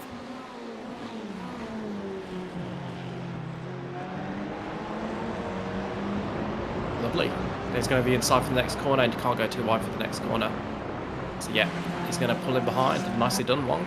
using his racing brain there, knowing that if you get on the inside of that corner, you can't get past at turn 4, and that he'd have the move done. So really nicely done, and that puts him into a podium position, only behind Bullock and Hansen, and that's important for the championship standings, because Chuck Form 1 currently in 3rd place. Dixon ahead of him, and he's now ahead of Dixon in this race.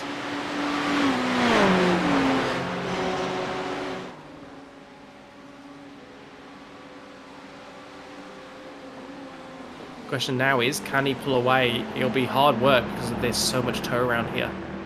Big toe down the main straight, big toe down from corner 2 to the 3rd corner. This is corner 2 now, which is the 2nd of the 90-degree right-handers. Oh, look, Dixon's got a beautiful run out of there. He'll definitely get him down here, I imagine.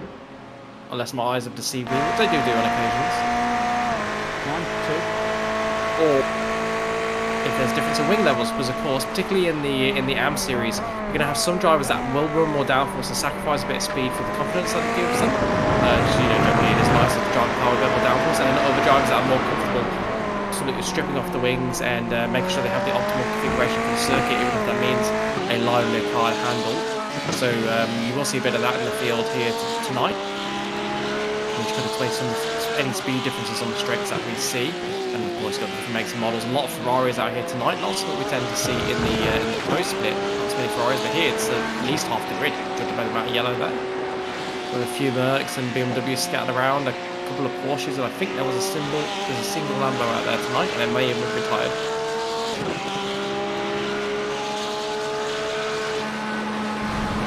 It's riding on board with Matt Smitke. So much has happened in 42 minutes. It's hard to keep track of it, isn't it? Oh my goodness, so many talking points. I mean, obviously, Proctor's dropout, the incident for McIntyre crunching the wall, Wayne Visser getting sent, and then David Christensen just having an Alan Dolan type brain fade and forgetting how to brake. I don't know why we're surprised. The race options GT3 Championship always seem to deliver on a Monday night. These guys are pitting before half race distance. There you go. Oh, that's a good point. That's a good point. It could be a 4-stopper yet. So Stahl, Hansen, Dickerson, Schmidtke continue on. Chiplin as well. But Bullock, Fung Wong, Yarwood, Snadden, Hunt and Matson are all in the pit lane. So 6 of them in the pit lane before half race distance. They've got 10 laps out of this run as well. And that could be the difference in the end. They needed 11. Stahl Hansen went to 11 on the opening stint. So did Dickerson and Schmidtke. Chiplin's going to get 11 laps out of this stint by the look of it, because he stopped on lap 11 first stint. Oh, it's all happening here at Road America. All of a sudden, we're talking about 3-stop races. We could be talking about 4, and the 4th being a quick splash and dash. Again, we're talking about 43, 44 laps tonight. And 10 and 10 just doesn't add up as far as I'm concerned, because that gives you 30, 40, and hang on, you've got overtime, you've got leftovers. You need to come in and collect a little bit more juice to get to the line. So again, the narrative, the script gets thrown out the window, torn up and rewritten.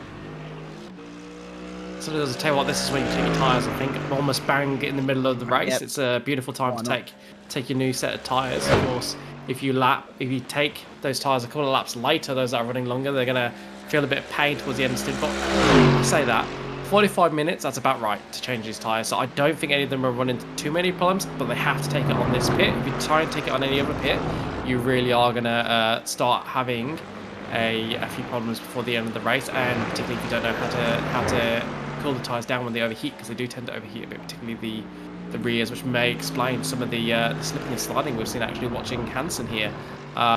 He's been definitely pushing this lap. It'll be interesting to see what the time is, because that tail has rarely been in line with the front wheels throughout the entirety of that lap. He was really, really on the edge there. And across the line about 15 seconds before halfway as well, boys, which is why I'm not game enough to call it whether it's going to be 42 or 43 laps tonight, because it's on the cusp. Interesting thing with the tyres. And we could do overtime, of course. As Banksy was getting to. The thing with the GT tyres is they're not really a peaky tyre like some other series. So it's one of those things that logically you'd think if you got good tyre wear, you might stretch to the final stop to give yourself that extra bit of tyre grip. But it's not a major gain. It's only a very, very slight gain with the GT cars because the tyre is very consistent over the life of its rubber. It is. It gets trickier towards the end of the stint, but that's really all that happens. It's not a huge difference between like early stint and mid stint. It's just that very end of stint where you can lose a bit of performance. Really, it's not as much lap time as much as it is margin of error. Yes, I'd agree with that. That's a good way of putting it. You definitely find yourself towards the end of the stint more on the edge. More on the edge on those corners that are rear limited more and more often as the traction controls. Not enough to stop the car from getting slidey. Bruce Barnes is getting hung out to dry there because William Yarwood's trying to get down the inside and Dayton started up the outside as well. Yarwood dives.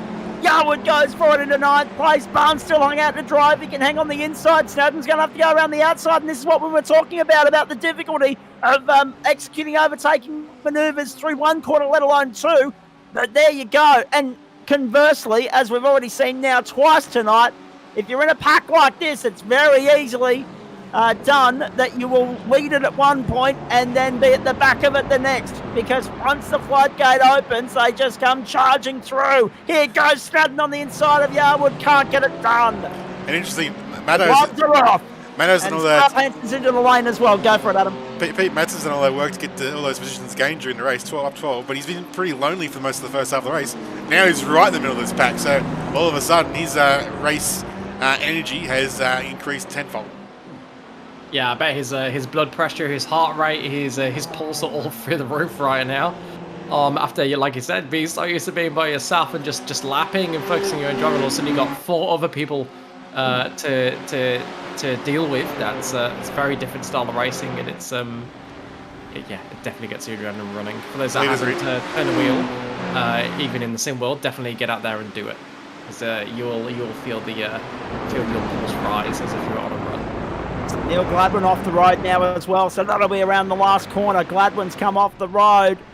He's getting back on, but Gladwin's cost himself an enormous chunk of time there, coming in to complete his second pit stop. Starl Hansen out at the end of lap 22. Leads the race. Schmidtke second.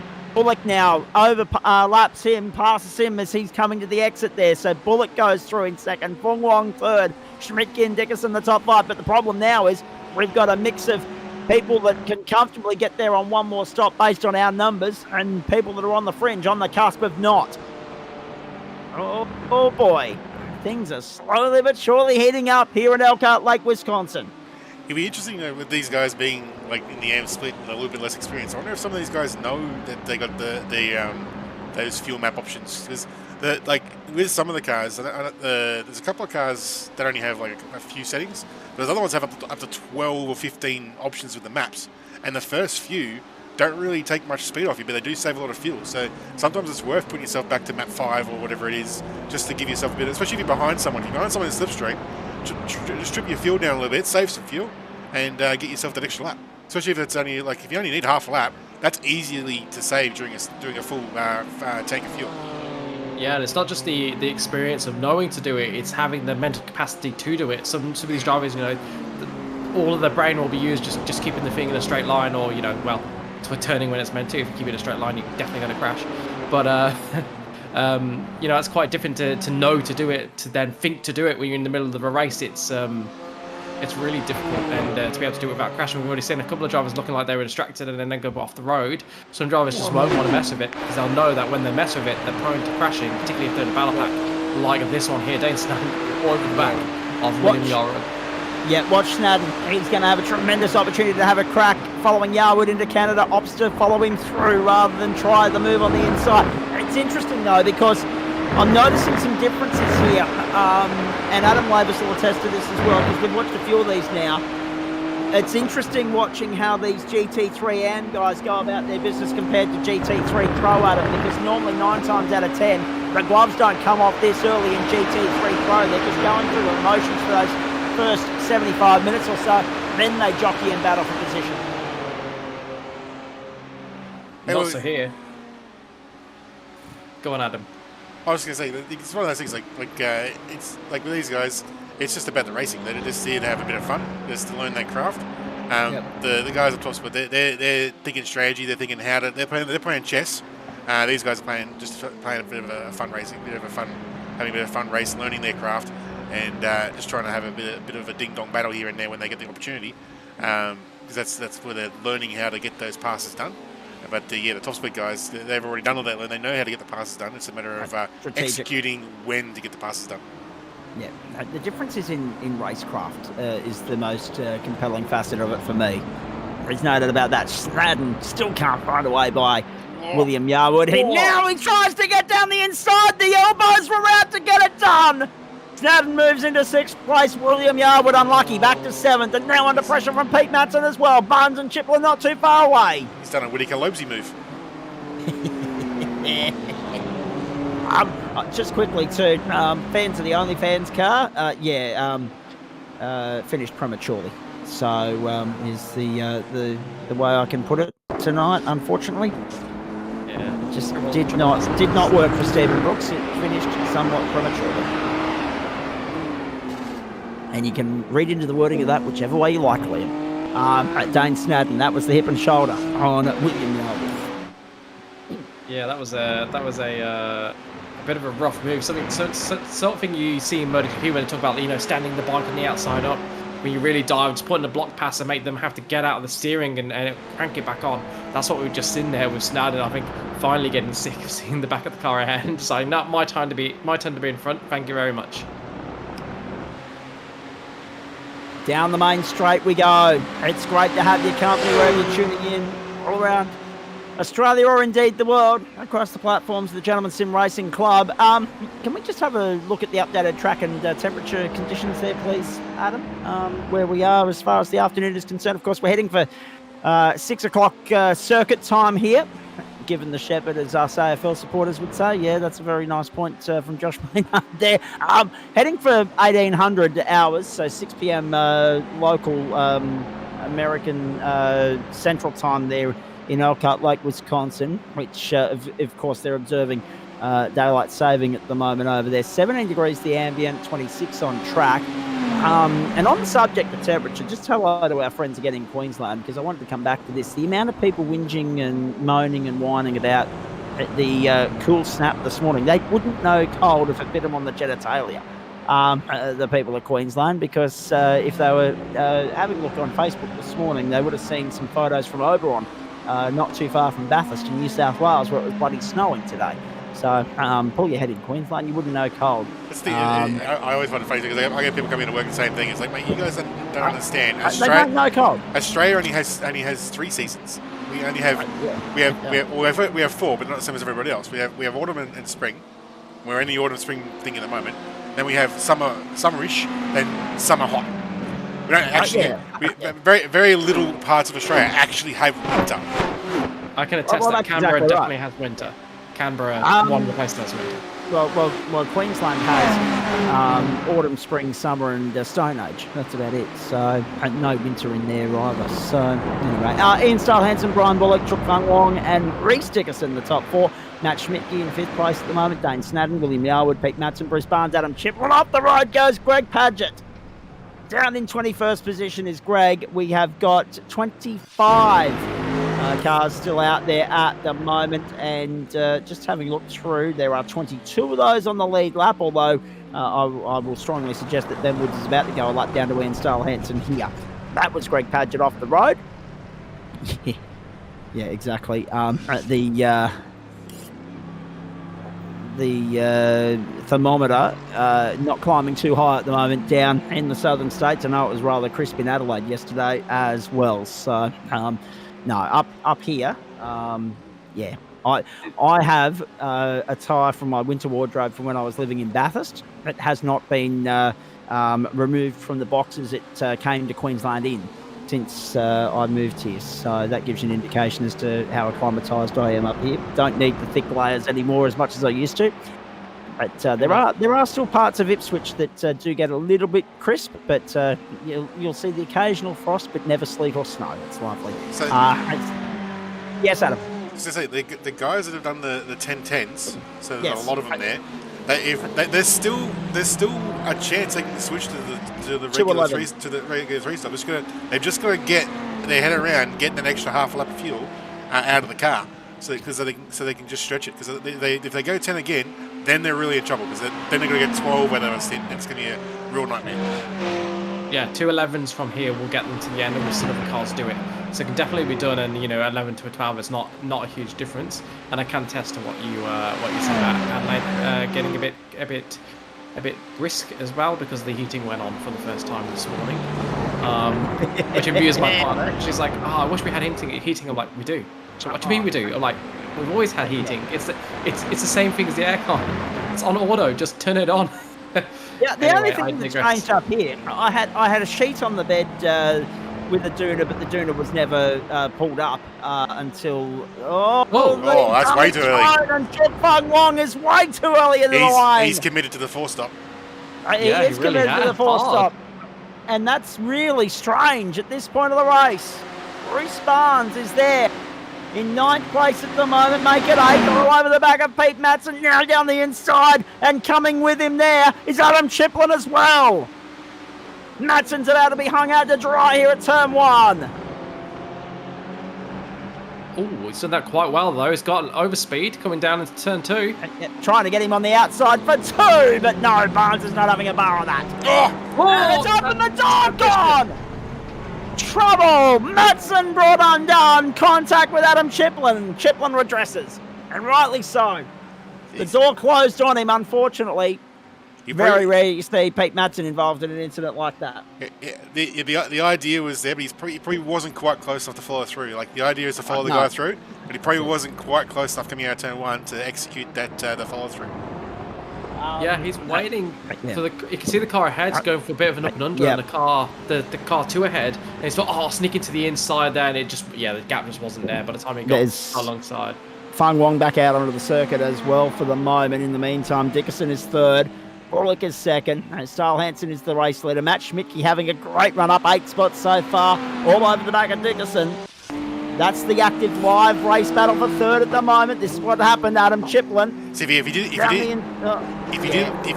do the conservative break into the corner and let the gap up, you probably would have been close enough. But trying to be that conservative there, it's just putting that a little bit too far back to execute. Yeah, absolutely. He'll learn and he'll move on. Yeah, absolutely. So where are we?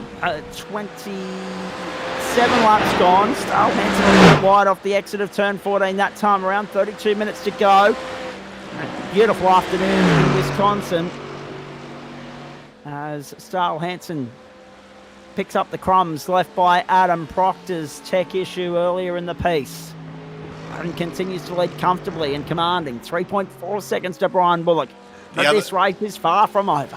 The other thing I think that the other possible mistake I think Chuck's made is I think he's taken tyres on that stop, but he hasn't had to fill the car, so he's sacrificed seconds to put tyres on when he only had short fuel. So it's a little bit of a return to the track in 15th. Yep. So he's done a 21-second stop for only a half tank of fuel. So I think he's cost himself a bit of time there. So that's one for him to learn for next week or next Enduro. I wonder if he meant to put it on for the second step that stopped the tyres and forgot, and then got back out and realised he wasn't going to go much longer on those tyres and just had to bite the bullet. Possibly.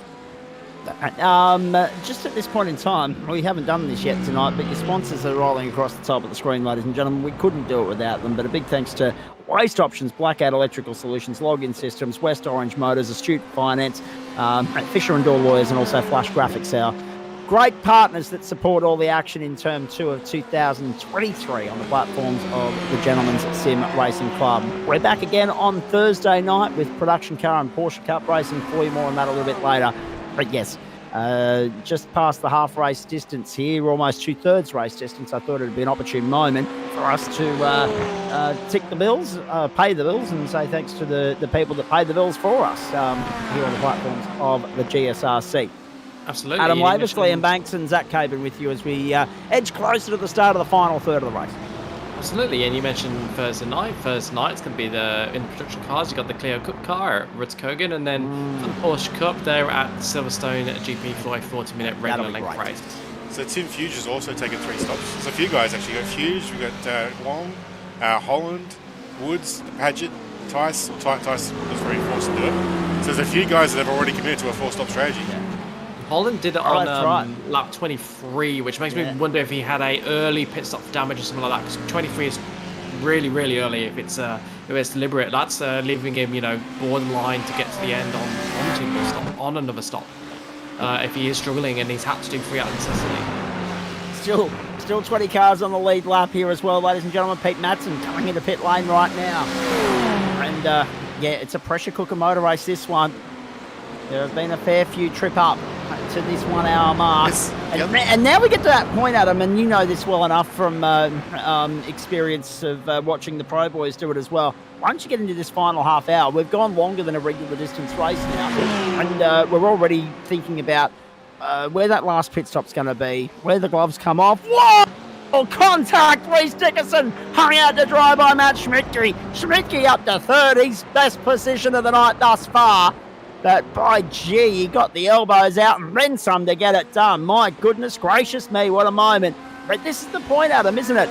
We're now at that point of the night where fatigue's going to play a part. These guys, we always talk about it, someone always trips up in the last half hour.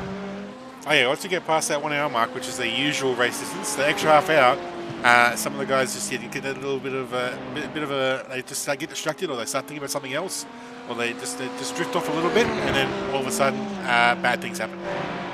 Or you just get too comfortable. You get too confident of where the car is. You start pushing the boundaries a little bit. You start looking for that little bit of extra speed because you're feeling really comfortable. You know the track like the back of your hand, and then the car like the back of your hand, and then all of a sudden the tyres are going a little bit off, or you just go looking for a bit of time that's not there, and you end up facing the wrong way and mad at yourself. So Ian Style, Hansen, Brian Bullock, then Schmidtke and Dickerson. This race far from done. The race for third well and truly alive at the moment as they come up the hill onto the main straight. Another lap in the books. We've completed 29. We're on 30 now.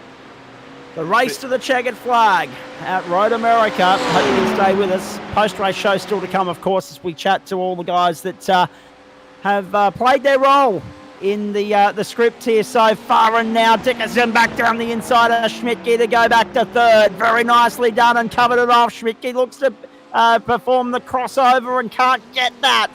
So he tucks back in and will follow and hopefully catch the toe from Dickerson down the back straight towards turn 5. By gee, this is a fight that is going to hold our attention and captivate our imagination for the next half hour.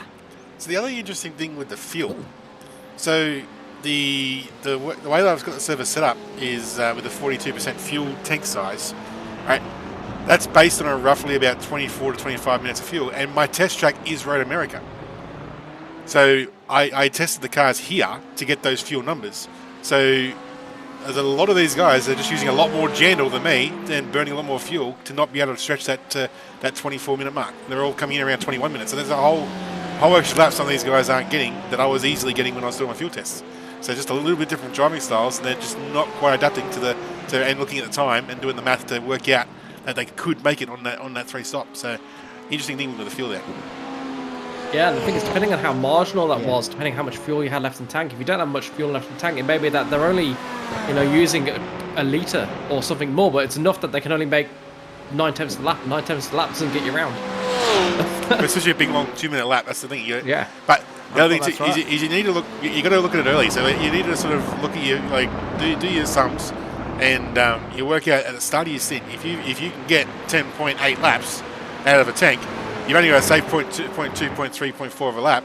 So you just need just a little bit of lift and coasting, a little bit lower fuel map, and it gets you over that line, and it's a massive gain because then you just got to get those few extra laps in the earlier stints, and then you can just go flat out at the end. There goes Snadden into the pit lane. Yarwood follows, and Bullock's already on pit road. So 3 of them are now committed to that 4-stop. Bruce Barnes as well. Well, this is actually a borderline. It depends if it goes an extra lap here. Yeah. They're on it now. They're now banking on the no overtime rule. So that's what they need. I'm not sure they're going to get lucky on that one. Not sure at all.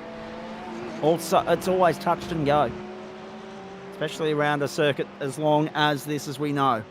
And who's ever going to forget that night we had it was Denchi and whoever else it was, that's- where they were going side by side and both coughing over the line, and just the timing of the coughs gave one of them the win. Damon Woods, I'm pretty sure it was, wasn't it? I think so. Ian Stahl-Hansen, Reece Dickerson. There's a name I've just pulled out of thin air that worked. Matt Schmidtke, Adam Chiplin, Kelvin Little, and Brian Bullock, Corey Davies, Dane Snadden, James Francone, and William Yard with the top 10 at the Road America circuit. First of two 90-minute races for these guys this season. Of course, we've also got the sprint races coming back into life in the next couple of weeks too, and another couple of 60-minute races to play throughout the course of this season. Still 6 weeks of this championship to go after this one, and look at Pete Matson all over the back of Bruce Barnes here. Down to turn 5. It's a very Fez-friendly split, this split. Oh, yeah. It's like the Ferrari Cup with a few ring ends. And it's been a cracking race to this point. Very entertaining. High drama, high excitement, high intensity. But it's not over yet. And now, although that being said, the only thing that we've noticed now is, I mean, obviously we were talking earlier about the difficulty of overtaking around here and how quickly you can get hung out to dry and lose track position because the floodgates open. That's happened on 3 or 4 occasions to 3 or 4 different drivers. But now we're in a different position because this is not your typical Road America race at the moment. There's only, I'm going to say, 4 active live battles out there on the racetrack right now. Everyone else is just going through a glorified training run here just to get to that final round of pit stops, because they've got the real estate of them, they've got clear air, they've got breathing space, if you like. And I mean, that being said, you should have breathing space on a 6.5 kilometre racetrack. I mean, there's only, well, at the moment we've lost 6. There has been no retirement since David Christensen, so we've still got 25 out there. So, I mean, they've got plenty of room to spread out, as you can see on the track map at the top right corner of your screen. So the guys that have rated on 2 stops, they should be right to pick this lap and get home. Agreed. Well, that's right. Or the next lap definitely confirms it. Absolutely. So, I think the only drivers that are going to struggle are the ones that are pitted on lap 30 or beforehand. The ones on lap 30, if they commit to it from the very start of their stint and they change their engine mappings, they lift and coast, they might just be able to make it. But and like I said, if they're depending on that extra lap or not, but those pitting now, they shouldn't have an issue again, because we said it's only 1 or 2 laps difference, but because it's such a long lap, that makes a huge difference. We're talking, if you're 4 minutes, if you're doing 10 laps for 2 minutes, 20 minutes, an extra 2 laps is 4 minutes. That's almost that's a fifth of your stint extra. So a fifth of a stint extra each time. 2 extra laps is a huge difference because the laps are so long. So the majority of these cars, they range sort of between 1.85 and 2.05. Well, the McLaren's 2.2, so that's a bit thirsty. But litres per minute. So you got to double that for the lap time. So they're doing about 4 litres a lap. So if you can save a lap, that's 4 litres. That's going to be like a good half a second or a second of drop time in the pit stop. So the more you can save, obviously if you save a full stop, that's a good 30 seconds. So that's the game. That's the aim of the game, is to try and minimise that time down the pit lane. Yeah, find a corner that you're. And the other thing is, you try and find a corner that you're not good at anyway. Try and find a corner where you do tend to lose a bit of time. If there is one that you can do some fuel saving at, that's where you do your fuel saving. Make it easier for yourself. Approach the corner with a bit less speed. Make your braking point a bit easier to spot, because you avoid taking a bit of speed off by lift and coast. And if you're going to lose time at that corner anyway because you're not very good at it, then you don't lose any extra time and you gain fuel. So that's one of the things you want to look at if you are trying to save fuel, because there will be corners where you can do it. And particularly in AM, where you're not on the ultimate pace, you may be able to find 1 or 2 corners where you can fuel save and actually not lose time, because you're just so much more confident through there because you're not trying to take it too fast, which is a problem that a lot of drivers have. They overdrive.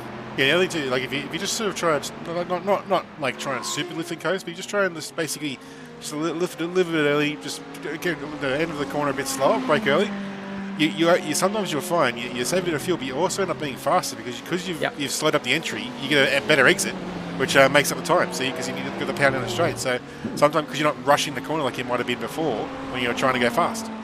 Particularly in the GT3s, I had that story at Red Bull in the endurance race. I found Actually, when I started changing how I was taking the last 2 corners to try and preserve the rear tyres a bit, I actually ended up going quicker. So I was braking lighter, braking earlier, and losing a little speed on the entry, but I was so much more consistent on the exit because I made that entry easier for myself. That I was saving the rear tyres, and I was getting better exits, and I was ended up going a couple of tenths faster. And that's Calvin Little, who's just gone off the track and done a little pirouette, and come back on. We'll see what's happened.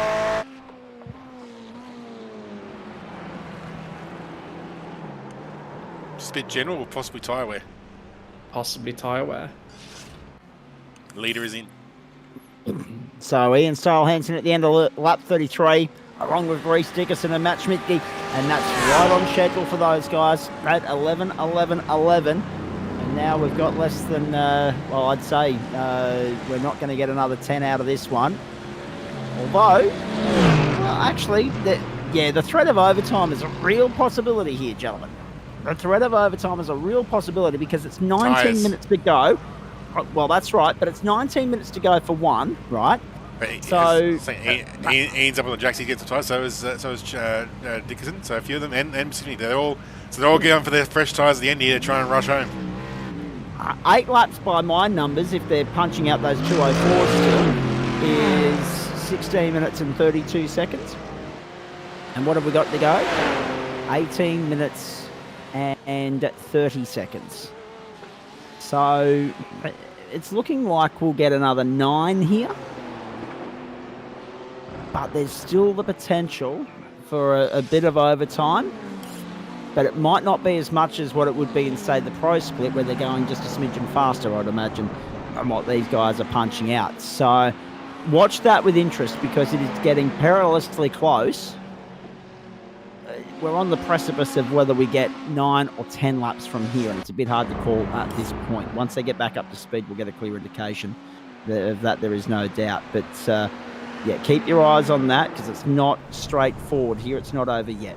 Oh, Kevin just lost the rear on the exit there. That was a very weird place to lose the rear. So definitely some tyre issues here. So definitely guys are going to start looking after themselves.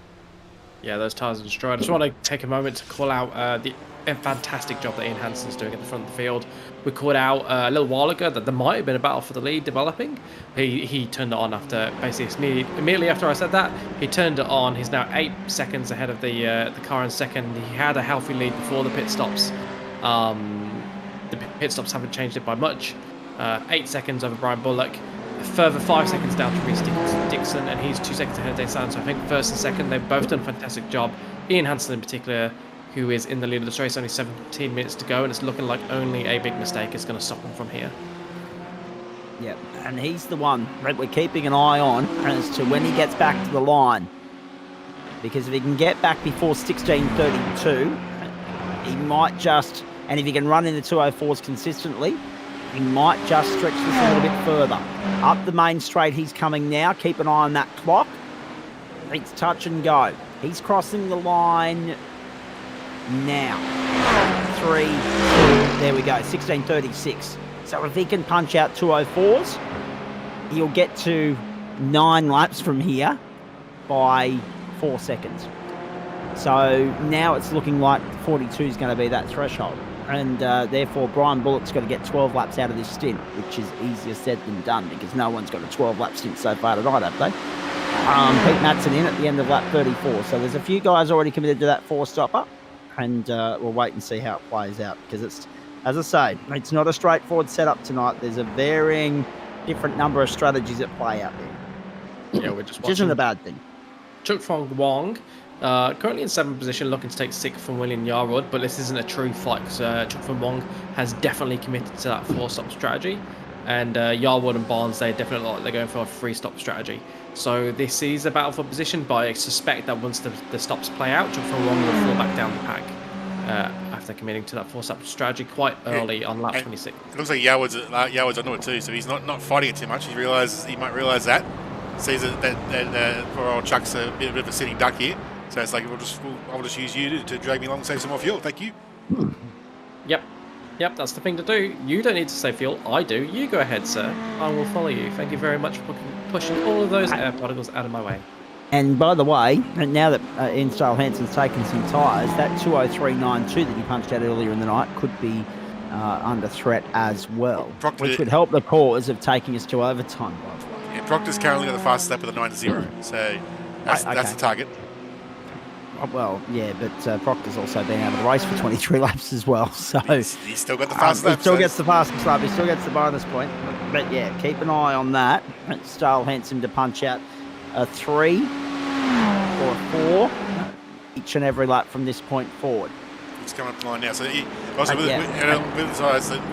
that's all wide there by Yarwood. Yeah, definitely wide. The other thing with these GT3 cars is once it's with the fuel load. I don't know if it's with the coding in iRacing or what it is, but almost like every 20 litres you lose, it's like you gain a step of pace. Because all of a sudden, once you get below 40 litres of the car, you all of a sudden look, not much wasting time. Now, why is Yarwood pitting already? This is interesting. What's he happened here? He must have decided he can't get to the end. Surely. Yarwood and Fuge into pit lane to grab a flush and dash and take it to the line. Yarwood's one of the tenors. He's on 10-10-10. Yeah, and now that Style Hansen's come across the line and punched out a 205.22, I think we can now sleep comfortably on the fact that it will be a 42-lap race and there will be bugger all in the way of overtime. So all of a sudden, we were talking about overtime, potentially bringing a couple of people undone. Forget about that. Although, if you weren't able to save a lap here and there in the early stages of the race and you've committed to 4 stops, you've given yourself an invoice for the night that you won't get back because we've gone caution free. We haven't had a safety car.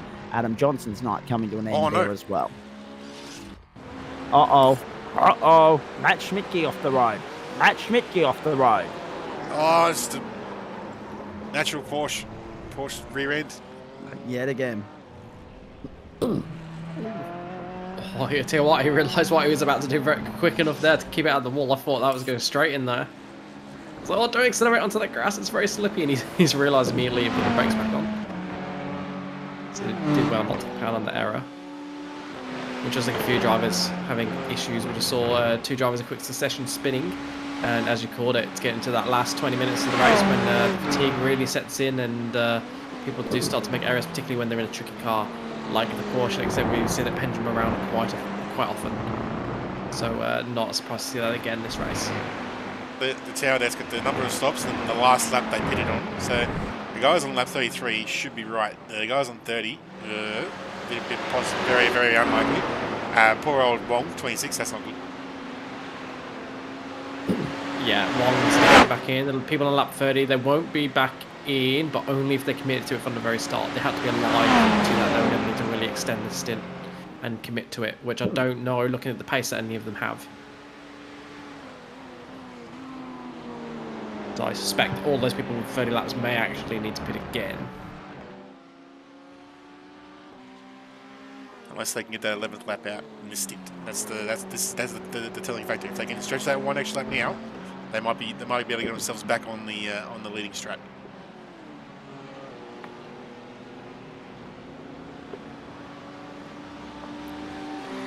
Side by side we go. Bruce Barnes and Adam Chiplin, the battle for 4th. And Bruce Barnes has been impressive tonight. Up 10 spots. Only James Francone more than that, up 11 from 24th to 13th. And Brendan Van Ryn from 29th up to 19th, the biggest movers of the night. The only 3 in double digits as far as moves up through the field are concerned. Dickerson and Snadden have made their way up 7 spots apiece. They started 9th and 10th. They're 2nd and 3rd. Ian Style Hansen's lead now is 13.42 seconds. So it has ballooned out almost Matthew Dench style. Yeah, it has. And Dane Snadden is one of those drivers that did pit on lap 30, whereas Adam Chiplin behind him pitted on lap 32. So I think for Snadden, the podium is all going to come down to how much fuel saving can he do. Just want to call out Chuck von Wong's took his medicine. He's pitted on lap 36. He came out behind William Yarwood, who we saw dive into the pits the lap before. 3 seconds between them, so it looks like Yarwood's got that battle wrapped up between himself and Wong, and Bullock looks like he's at the head of those that have gone to the 4-stop strategy and have done their pit already. He's in 7th spot, and I dare say he's close enough that if anybody ahead of him pits, he'll probably get them. So he could gain a few places yet.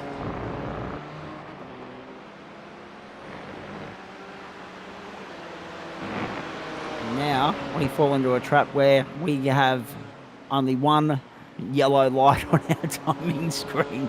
Everything else is white. So all those differentials, with the exception of Davies and Little, are outside a second at this point. Birchnell a lap down, so too Padgett. Padgett gets by Birchnell to go into 21st position. And actually, it's a three-way fight, if you don't mind, for 21st. Can we have a look at that, Adam, please? It's side hustle trading. There we go. Yeah, so Davies and Fuge are right there with Kelvin Little. So they're all working together to get home. Padgett, Tyson, Birchnell were arguing over the same piece of real estate, but Birchnell's come unstuck. Birchnell has come unstuck. And I think Birchnell might have had a packet loss situation there, because he's dropped down to 24th position now. He's lost out to Tim Watson, Adam Tyson, Greg Padgett. So Birchnell's night has fallen short of the checkered flag and finished prematurely. That's really unfortunate for Stephen Birchnell. He's a look at how it's all happened and come about and through Canada corner. Hardware failure. No. Hardware failure. That's a failure. That's a failure, all right. Oh, jeez. Well, he hasn't moved on the top. Very similar to Adam Proctor earlier. It's 35.80. He hasn't moved from that area. Oh, Kelvin Little. Muscled out there, but unfortunately, Fuge has gone too deep. I think he was feeling very confident, because unless my eyes deceived me... And Davies down the inside. Can't get it done. Unless my eyes deceived me, he went around the outside of Corey Davies at the first corner on that lap. Might have to go back and look at the replay. Corey was very nice lean through. I think it might have been the similar story, but he just overcommitted and put himself deep. So Kelvin's like, well, I have to keep going now. Tim Fuge is, of course, out of those three drivers, he's the one at healthiest on fuel, pitting on lap 35, Corey Davis on lap 33, and Calvin Little on lap 32. So I guess they may be, saying you've got more fuel, you go out the front, use your higher engine map, and we'll save fuel behind you. But it takes a bit of coordination, and in my estimation, racing drivers usually not the greatest at letting each other through and coordinating and working as a team towards the end. So they'd be breaking the mold if they are. 4 laps to go. Up by our numbers, including the one that Ian Sale Hanson's on now, lap 39. Dickerson, Snadden, Chiplin and Barnes. It's an interesting top 10 here because of the way in which the night has fallen apart for some early contenders. And also the guys that committed to a 4 stop. Did they zag when they should have zigged? Were they relying on an early safety car to make it a 3-stopper for everybody? But that was the point. All those triggers for early drama and carnage didn't come to fruition because the field sorted itself out so early in the piece. Helped by the fact that it was only 31 cars that started the race, sure. But we got through the first few laps relatively cleanly based on previous history at this venue. And Adam Lavis knows what I'm talking about there. All the carnage that happens through the kink in the part of the circuit that Catherine Legg made famous way back in 2006, of course, with that horrific shunt in Champ Car. Remember Champ Car? Yeah, wow. There's a throwback for some people as we start the mad month of May. So yeah, it's a jumbled order, but it's the guys that have committed to the 3-stopper that should reap the reward here. The only uncertainty at the moment is Dane Snadden, with him having stopped on lap 30, and so too Bruce Barnes on the same number. They may have to do some fuel saving to get home in a 12-lap stint to the checkered flag, because Ian Stahl Hansen has, as he's just crossed the line. He's got 3 laps to go by our numbers, and we'll wait and see if our numbers are right when he comes back to the line, not this time by, but next time by, to see if the white flag is out or not. But it should be, based on all the numbers that we've crunched to this point. Padgett, Tice, Watson all a lap down. Birchnell now has got back going after towing the pit lane. He has got back out there, but is 2 laps down. Adam Johnson is 4 laps down, but smartly staying in the server because he can be classified having completed 34 laps. Of course, the 75% marker in a 42-lap race will be around about that 32-33 lap marker. I'll just do some calculations now. 42 minus 25% is 31.5. So 32 is the threshold there. You need to complete 32. Johnson's completed 34. So we should still have, if he stays there, 25 classified finishes tonight. Yeah, I'll tell you what, the driver will be happiest tonight, I think, other than Ian Hansen, who's drove, like you said, a fantastic race out front. Very reminiscent of Matty Dench in the pro split. And has a pull 13 seconds on Reece Dixon. Reece Dixon will be very happy tonight. He's currently tied for the lead of the standings with Sean Reece, who is not in the server tonight. So he's back in second place, but Sean Reece has been out of the server. And Chuck Van Wong, who's third in the championship, is only in 9th place here, which is an okay result, but perhaps getting it wrong as strategy. So Reece Dixon will be very, very happy. And it's clear that Bruce Barnes is lifting and coasting because he's just let Matt Schmidtke go by. I think he's realised it as might though be he too was late. standing still. I think he's realised it's going to be too late. You put it on lap 30, he's going to get 12 laps out of the tank now. It's going to be a stretch. It is going to be an enormous stretch. It might just be... he's got 11. The limit for reality, I think. He's managed to get 11, but it may be 2 laps to go still. He's up the road. He's gone. It might be... no. Tried to have his rhythm and just caught him out. Yeah, it might be faster for him to pit. When you got to do that much fuel saving because you left it that late, it might just be faster to pit and take your medicine. Oh, well, that's right. Let's keep an eye on Ian Starl Hansen next time he comes back to the line, boys. Will he get the white flag? We'll wait and see. So, there he is coming down to turn 5, leading the race comfortably. Snad and Barnes both in. Snad and Barnes both in. They've conceded. A bit more the fact that maybe Bruce didn't realise and realised after across the line, oh crap, I had to pit that lap. It could have been maybe what happened there. Could have been. Oh boy, oh boy. So great racing though. It was necessity to save fuel to get back to the lane. Still Kelvin Little, Kim Fuge and Corey Davies towing each other along. Fuge opens the door. Davies up the inside. Davies to 11th. Kelvin Little has now given himself a little bit of breathing space from his 2 teammates. They're all going to go by Bruce Barnes, who's in pit lane at the moment. They are now fighting for 2 places inside the top 10. One of them's going to miss out. 9th, 10th and 11th this battle. Huge on the outer at the moment. And from what I can tell with the numbers, I think we're pretty much cleansed. I don't think there's anyone in the top area that now needs to pit. So we should be good to the end here. Agreed. There's 3 jockeys and only 2 horses in the top 10 at the end of the fight. So it's a matter of who misses out, whether it's Fuge or Davies. I think Chiplin and Little are the only ones that are sort of like on a little bit of a possibility, depending if they go the extra lap, because they're 1 lap shorter than the other guys around them. Yep, all right, keep an eye on that. Starl Hansen coming to the line, should be getting the white flag. Starl Hansen should be getting the white flag this time by. Let's have a look. Is Barney doing his job? Yes, he is. Yes, he white is. flag is out. Last lap, 42. That's the cut-off. We're not going to get there to 43, and it's going to be by mere seconds that we missed out doing a little bit of overtime, or a fair chunk of overtime, 6.5 kilometres worth of it, actually. But Ian Starl Hansen takes this field to 42, and again, it's a case of if Adam Proctor didn't have the issues that he had earlier in the night, he probably would have dragged us to 43, the pace he was running earlier in the piece. So that is really unfortunate for him and us, but it's probably a relief for some of these guys out here. So although it's a case of if you perfected your strategy and you did your maths right, and you avoided trouble, because that, unfortunately, trouble was the downfall of people like Neil Gladwin, for instance. But if you avoided trouble and did your maths right, did your homework, and committed to the 3-stopper, you're reaping the reward now. Tell you what, might be interesting. James Francone, he's pitted on lap 31.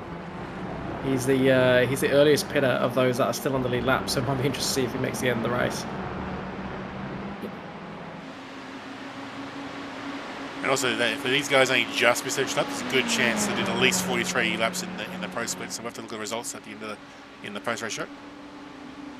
All right, copy that. We'll also get the results from the pro split for you, ladies and gentlemen. We'll look ahead at the rest of this week in of course, term 2, week 4. And we'll also have to get out of here at a very quick hop, skip and jump, ladies and gentlemen. We've got a tight scheduled to keep a shortened post-race show tonight due to circumstances beyond our control. But ever since the downfall, the demise of Adam Proctor, it's been one-way traffic for this guy. Ian Stahl-Hansen from a front row start to the top step of the podium. Stahl-Hansen wins the 5th race of the championship, the first 90-minute enduro of the season, gets the job done in Elkhart Lake, Wisconsin, in GT3 Pro-Am and Am for waste options. Very nicely done. Reece Dickerson second, the margin 12.8, Chiplin third, Schmidtke fourth, Bork fifth.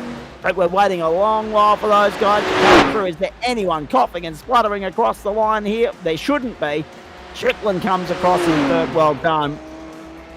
Ben Woods has just entered the lane in 19th place, and he has come across the line. So too Brendan Van Ryn. Those guys are lap down. 17 cars are going to finish on the lead lap. Liam Banks, which is a fair effort in a race that went caution-free. It is a fair effort, particularly with the pace that Hansen was putting out front. Very easy for others to go more than a lap down. It's really only those that got involved in incidents that went a lap down. So that's a testament to the strength of the field. Like we said at the start of the race, they kept it clean, which is testament to how good they are. And we've seen further proof with how many are on the lead lap at the end of the race. We've watched William Yarwood. He was in a big battle all race, a member of their battle pack for third place for most of the race. Getting detached at the end with fourth, and that's Tim Fuge who scored. He's been pushing, and he's it's come undone on the run to the checkered flag. There's Frank Cohen, so he is going to make the end of the race, but looks of it, he can get up the hill. Can Fuge get up the hill and finish 15th? Adam Holland's coming out of the last corner chasing him, but no, Fuge has got there. But it was 11th, it's now 15th. It's a costly final 3 laps for Tim Fuge. Jeez. Greg Padgett also across the line in 21st. Adam Tice across in 22nd. 25 cars home. Adam Johnson did get back out there at the end of lap 36 for him after a 9-minute 55-second pit stop, I might add. So he finished 6 laps down. He'd already got classified at 75%, but he at least got out there to see the checkered flag. Oh, great racing. Stahl-Hansen from Dickerson. Chiplin, Schmidtke, Bullock, Snadden, Yarwood, Fung Wong, Little Davies, Gladwin, Matson, Barnes, Francone. The biggest mover of the night, Pete Matson up 11 spots, if you don't mind. Tim Fuge up 1 in 15th place. Adam Lee Holland down 8. Greg Heaney, Brendan Van Ryn, Ben Woods, Phil King, Greg Padgett, Adam Tice, Tim Watson, Stephen Birchnell, and Adam Johnson made up the finishes there. We'll get a manufacturer breakdown back up on screen if we can, Adam Lavis, just to give everybody an idea of who cleaned up and dominated it there. But the retirements, David Christensen, Stephen Brooks, Dale Jeffries, Adam Proctor, Mitch McIntyre, and Wayne Visser. So 4 different manufacturers in the top 4, Mercedes, Ferrari, BMW, Porsche, then 3 Bimmers and 3 Ferraris made up the top 10. And look at the logjam of Ferraris, 12th through 16th, if you don't mind. So that's what, 9 of them in the top 16 and 10 in the 20. There was a Ford in 17th, and only 2 Mercs in the top 20, but they got the job done in the position that mattered, first and at 18th. So with the 4 different manufacturers in the 4, 5 in the 20. And the 2 Audis were out there 23rd, 24th as well. So there you go. Mercedes win in the Ferrari Cup. And it's Ian Stahl-Hansen's night here, and a very good one at that. Great performance from Pete Matson, up 11 spots in all of that to finish 12th. Here's some highlights coming up for you, ladies and gentlemen. We get a couple of the drivers in here to have a chat post-race. Before I go to them, though, Liam Banks, it's hard to summarise all of that. It was... the tail of the tape was, and by the way, there we go, ladies and gentlemen. Have a look at that. These guys got to 43, no real surprise. Matty Dench on top again, that's no surprise. Over 32 seconds, the winning margin. He's tailed them up. Simon Cox, Wayne Hewitt, Richard Mitchum, Daniel Birchnell, the top 5. Matt Stewart, Ben Shane, Clancy Sam Muir, Nick Wood, and Rob Hill made up the top 10 there at Road America. 43 laps completed. He's got him covered by 0.8 of a second on his fastest lap too.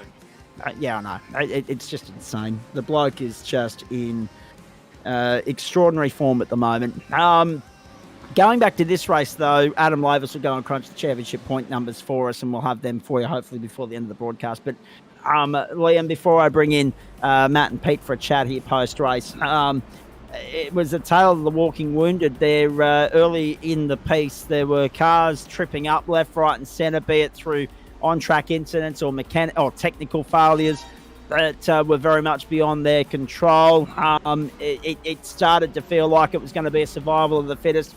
Then it became about strategy and who was on a 3-stop, who was on a 4-stop, and automatically giving themselves a hefty invoice, about a quarter of a lap invoice on a track this long. There were so many talking points out of tonight, and yeah, it looks like a little bit of a jumbled order there at the end, but a very entertaining race nonetheless. Incredibly entertaining race. It's really only that last stint once some of the 4-stoppers committed and made that 4-stop that we saw those battle packs really break up. Until then, we'd had battle packs for third place for the podium for most of the race, and it was really interesting to see how those decisions that drivers made in that first stop. We noted it at the time. We noticed that some had gone a lap or 2 laps longer, and we wondered whether that was going to pay dividends at the end of the race, and we saw that it did, because Hansen and Dixon, who took first and second, both stopped 3 times. Smitke, who took 4th, he stopped 3 times, and that was the highest position he was in for the entirety of the race. So that free stop strategy was the correct strategy, but you had to commit to it early, and those that did really did reap the rewards. 11, 11, 11. That was the strategy tonight. 10, 10, Yep. 10 did not work. Well, I was going to say 11, 11, 10 and 10 worked, because that added up to 42. 11, 11, 11, 9 seemed to be the winning combination there for Stahl, Hansen and Dickerson, of course. 11, 10, 11 and 10 also worked. But if you went any earlier, if you went 10 and 10, you automatically were making a rod for your own back. And anyone that couldn't stretch it to 11 was already up the creek without a paddle. Ian Stahl Hansen, let's bring you in. The tech issue that was Adam Proctor's demise ended up being the gift that kept on giving for you, because you inherited the lead and didn't look back, mate. A very comfortable 13-second win in the end, and a commanding one at that, mate. Well done. Yeah, thanks. Yeah, it was obviously gutted for Adam. He had a lot of pace there and he was showing it. I think, as you were just saying, the way the strategy was working out, I think it would have been interesting to see where we came together at the end, because he didn't extend that first stint and I had, so I was excited to see how that race was going to eventuate. So I was pretty gutted to see that he had those issues. But yeah, it was a good race. Yeah. And a much needed result for you as well, mate. Just having a look at your efforts so far this season. 17th, 16th, non-classified, and a DNR as well. Geez, you've bounced back in a big way. Yeah, it's been a shocker, to be honest. I thought I'd try the Ford, because I thought it'd be funny, and it wasn't funny at all. It's been misery. No, it would have been funny for everybody else. Yeah, well, yeah, it was. But then, to be honest, today was just a bit of a test run for the old Mercedes. We're running it this weekend in the 24, and I've not had a good relationship in it with it in the past, so I thought I'd give it a crack, and yeah, it went pretty well. And as far as the race was concerned, again, once you inherited that clear air, it just looked as though you just sailed off into the distance. You contained the buffer, you slowly and gradually extended the buffer. You weren't really under any sort of pressure. Yeah, not too much. Brian was definitely keeping me honest there. I wasn't sure what the strategy was looking like, but he was matching me, I think, pretty comfortably. I was sort of just fuel saving throughout, but it was a very scrappy race. I was definitely racking up the off tracks throughout, so really had to reel it in there at one point. But yeah, otherwise it was pretty cruisy.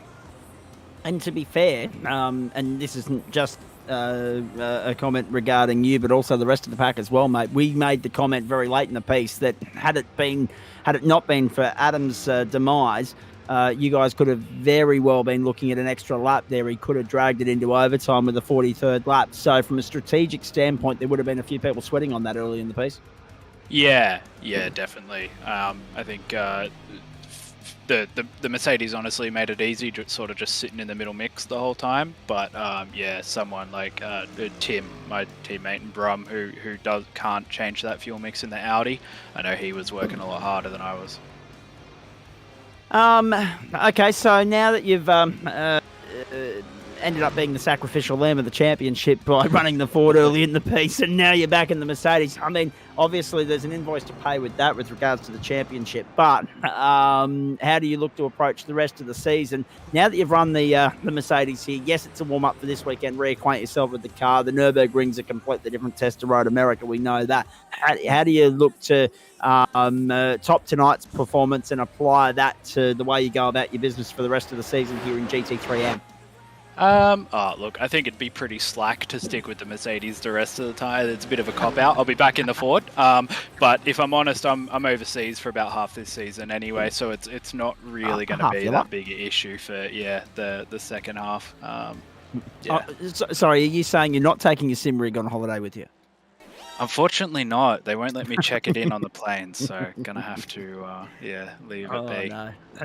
Fair enough. No doubt, though, you'll get itchy feet and be desperate to jump back in when you return home, mate. Will we see you at Zandvoort next week or not? I think that'll probably be my last one before I head off. I'm actually going over to see the Indy 500, so that'll be my last one before I head off. Nice. It is the mad month of May. Marcus Ericsson, of course, was only ranting and raving about that this morning on Twitter, saying that half of those Formula One fans should give IndyCar a chance, and I agree with him as well, because the racing in IndyCar this year has been phenomenal, and the Indy 500 is just special for so many reasons, and of course the great Lee Diffie will be leading the broadcast team of that one. Again, this year it's only 3 weeks away, 1 a.m. Eastern Time, Monday morning, May 29, and looking forward to it immensely, because the next day after that, I go to the airport, I pick up a friend, and we go through to the sunny coast. So, plenty to be excited about at the back end of the month. All right, well, I was going to say, we could sit here and shoot the breeze with you, Ian, but if you're only going to be running one more round of the championship, I don't really see the point of that. That being said, tell us a little bit more about who you're teaming up with in the 24 this weekend.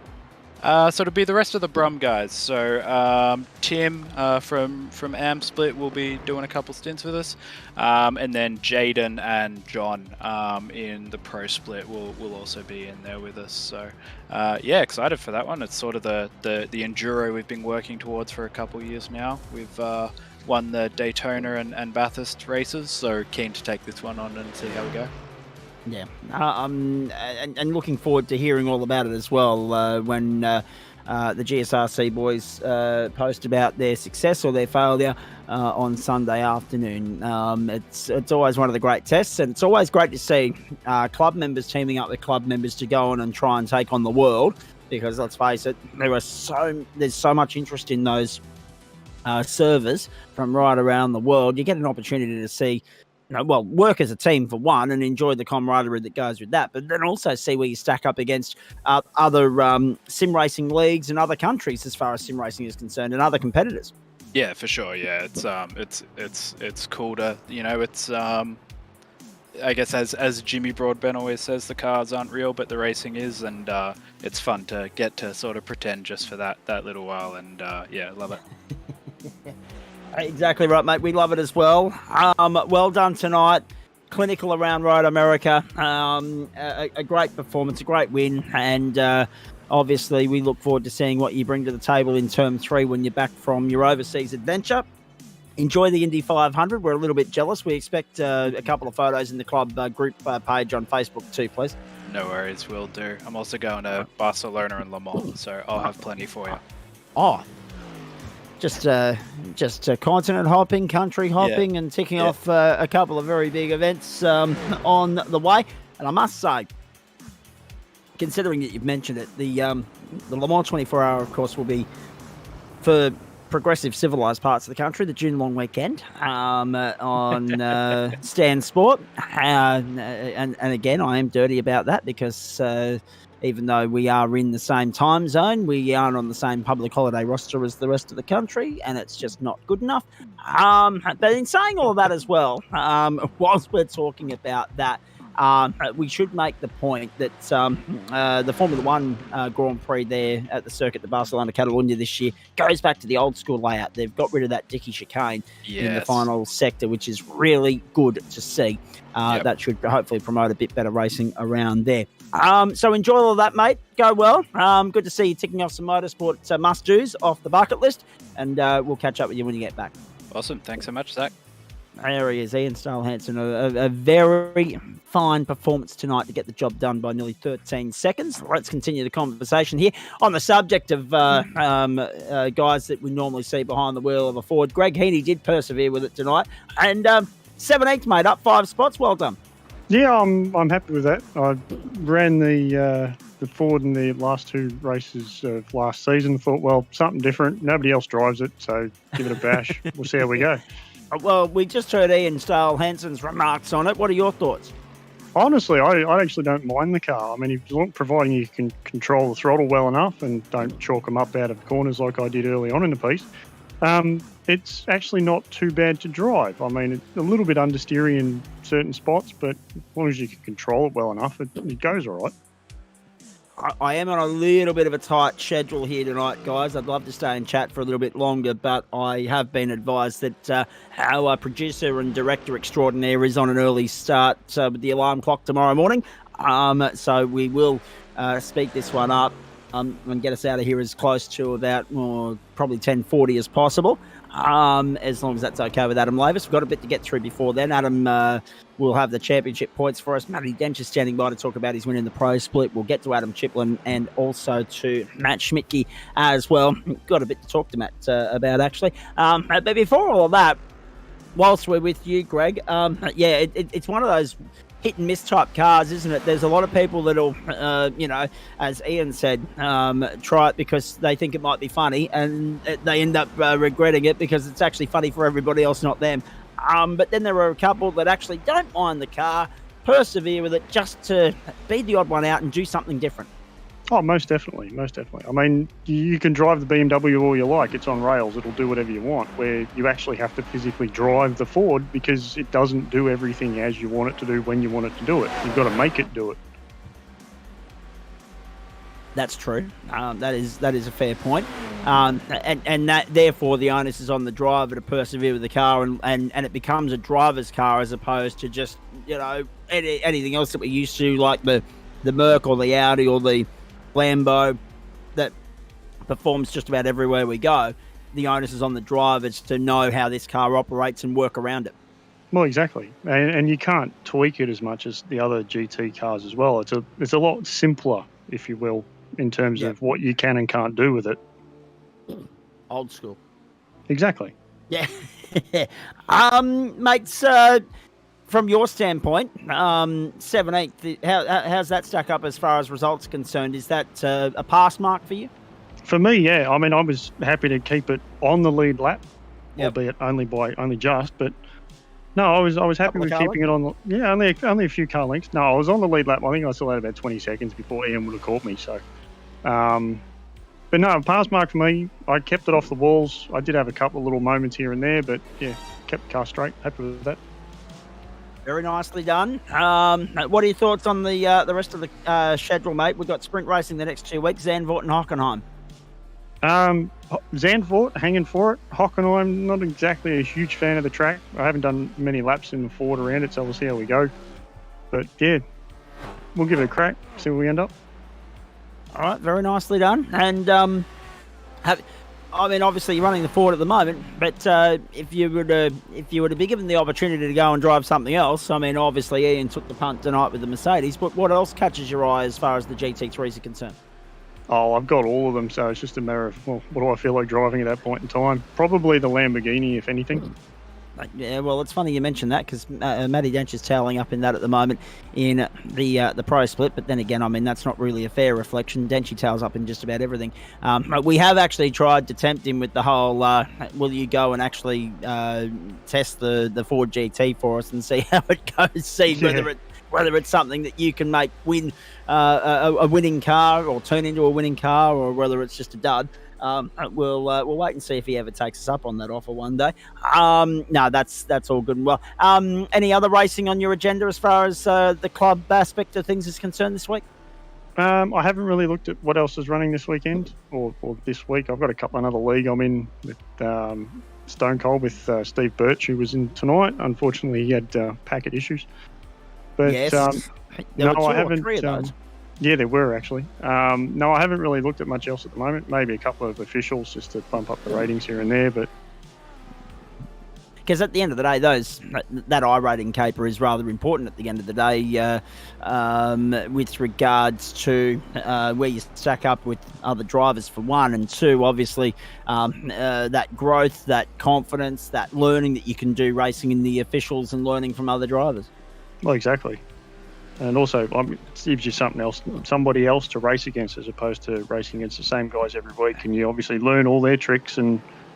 Yep. But if you race against other people, you'll pick up other tricks. So A bit of difference from all the continuity that we've become accustomed to. Hey, mate, very nicely done. Thanks for stopping by for a chat. We appreciate that. And good luck for the rest of the season.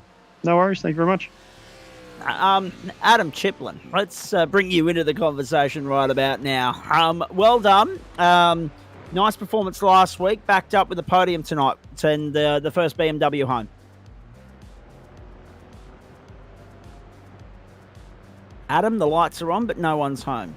I can't hear you at the moment, so I might bounce across you and go back to Denchi and just chime in when you've got that sorted, please. Matty Dench, welcome into you. Actually, no, sorry. I'm going to go to the other Matt. Sorry. Denchy, stand by, because you are the winner of the Pro Split, but we want to get these Pro-Am guys their time in the limelight. Matt Schmidtke, 4th place tonight. Geez, you had to work hard for it. And there were a couple of occasions in which you had to get the old elbows and the door handles dirty, my friend. But by gee, you put in a strong performance, moved your way up from 12th inside the top 10. Proving yet again that Road America is one of those circuits where as long as you can stick in the toe and buy a little bit of luck and get your strategy right, you can move up through the field rather significantly. And you've come home in 4th place. It could have been 3rd at one point, but is 4th a good result for you as far as you're concerned? Absolutely. This season hasn't been going too well, so I was pretty happy with that. I've just kind of, end of practice, I found a bit extra pace in the old Porsche, so I'm pretty happy with that. And of course, that's the other point. You were the first Porsche home in a server dominated by the likes of the Mercedes at the top end of town through Ian Stale-Hansen, the Ferraris right throughout the field. Half of the top 20 was made up of the Prancing Horse, and of course, elsewhere beyond that, the BMWs had a fair presence inside the top 20 as well. So you're in the minority running this Porsche, but obviously you're starting to make some inroads with it. Yeah, definitely. It might sound dumb, but I figured you just got to turn the steering wheel a bit more and you can just get through the corner a bit faster. There's a bit more to it than that, I'm sure, but yeah, that's a very quick 101 way of describing it for the people at home. Obviously, Road America attracted offers up some great racing, and as I said, you really had to work hard for your track position tonight. Yeah, absolutely. I worked out in practice the fuel number I needed to hit, and I was just going it. I had it on the number 3 throttle map, and I was just going as hard as I could on that basically until the last stint. That's an interesting point too, because you mentioned the throttle map, and Adam Lavis did make that point during the call. I don't want to gloss over that. I don't want to expand on that too much because, again, we're tight for time tonight. But one thing that I do want to talk about is just how different the racing is in the Pro-Am split as opposed to the Pro split. Those guys have a totally different approach to things in terms of the way they go about their racecraft compared to you guys. You didn't mind getting the gloves dirty in the first or second stint if you had to, whereas those guys, we've seen nights at the office where they're quite happy to go through the motions, follow the leader, stay in the train for the first 3 stints, and then get through that run to the checkered flag and make their inroads there. And obviously, the only exception to that is if they're accounting for somebody else's mistake or shortcoming in the lead up to that last round of pit stops. But you guys, you race hard from the outset. Absolutely. Because I had found that bit of extra speed, I was pretty sure I was going to be faster, or maybe faster than a few people in front of me. So I was just trying to get as far up as I could at the start, and then yeah, just keep cruising and see where I ended up. Very nicely done. And as you say, you needed that result. It hasn't started all that well, but is this the circuit breaker? Is this the turnaround in fortune, the confidence booster that you can run with for the rest of the season now? I'm hoping so. What are your thoughts on Zandvoort and Hockenheim? And I mean, Watkins Glen's probably the next high horsepower, high speed circuit that we go to in week 7. The Nürburgring in week 8. And then, of course, we finish off with Bathurst and the Red Bull Ring. So horsepower heaven for round 7, 9 and 10. And they're the longer races. Watkins Glen, the 3 sprint rounds, though, on a bit more of a challenging circuit, especially in the case of the Hockenheim Ring. We've already heard someone mention that. Circuit Park Zandvoort, not notoriously known for overtaking. And, of course, the Nürburgring, as we saw tonight, can throw up some good racing in GT4. We'll probably do the same in GT3. Yeah, I think I haven't raced GT3 at any of those tracks, except for Bathurst last season. So that's right, yep. Hopefully I can keep it together on them. I know most of those tracks pretty well, so hopefully, because that definitely helped tonight. I've got plenty of laps around Road America, so I know the track well. Except for Zandvoort, I'm not super familiar with, but the rest I'm pretty good on. Very nicely done. And what else is on your horizon as far as the racing's concerned for the rest of the week, mate? I'm racing in almost everything except Porsche Cup and GT4. I think I'm in everything else. Well, we'll be seeing you in the production cars then on Thursday night in the Renault Clio at the Ridskogen Motor Centre in Norway.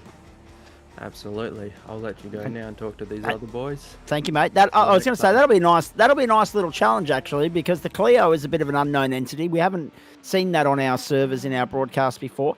And the Ridskogen Motor Centre is still a relatively new track in the grand scheme of things. Yeah, definitely. Hopefully it'll drive like the Audi, but I haven't actually driven it before, so we'll see what happens. All right. Very nicely done. Well done, mate, on 4th tonight, a top 5 finish, and hopefully a turnaround in fortune as far as your GT3 campaign is concerned. Go well for the rest of the week. We'll see you Thursday. Thanks, Matt. Catch you next time. Yeah, will indeed. Adam Chiplin, have we got you now? I hope so. There we go. Very nice. All right. Take 2. Here we go. Well done on 3rd, mates. Finished where you started. Ticked all the boxes. First bimmer home. Happy with that? Yes and no. I had a really good second half of the race.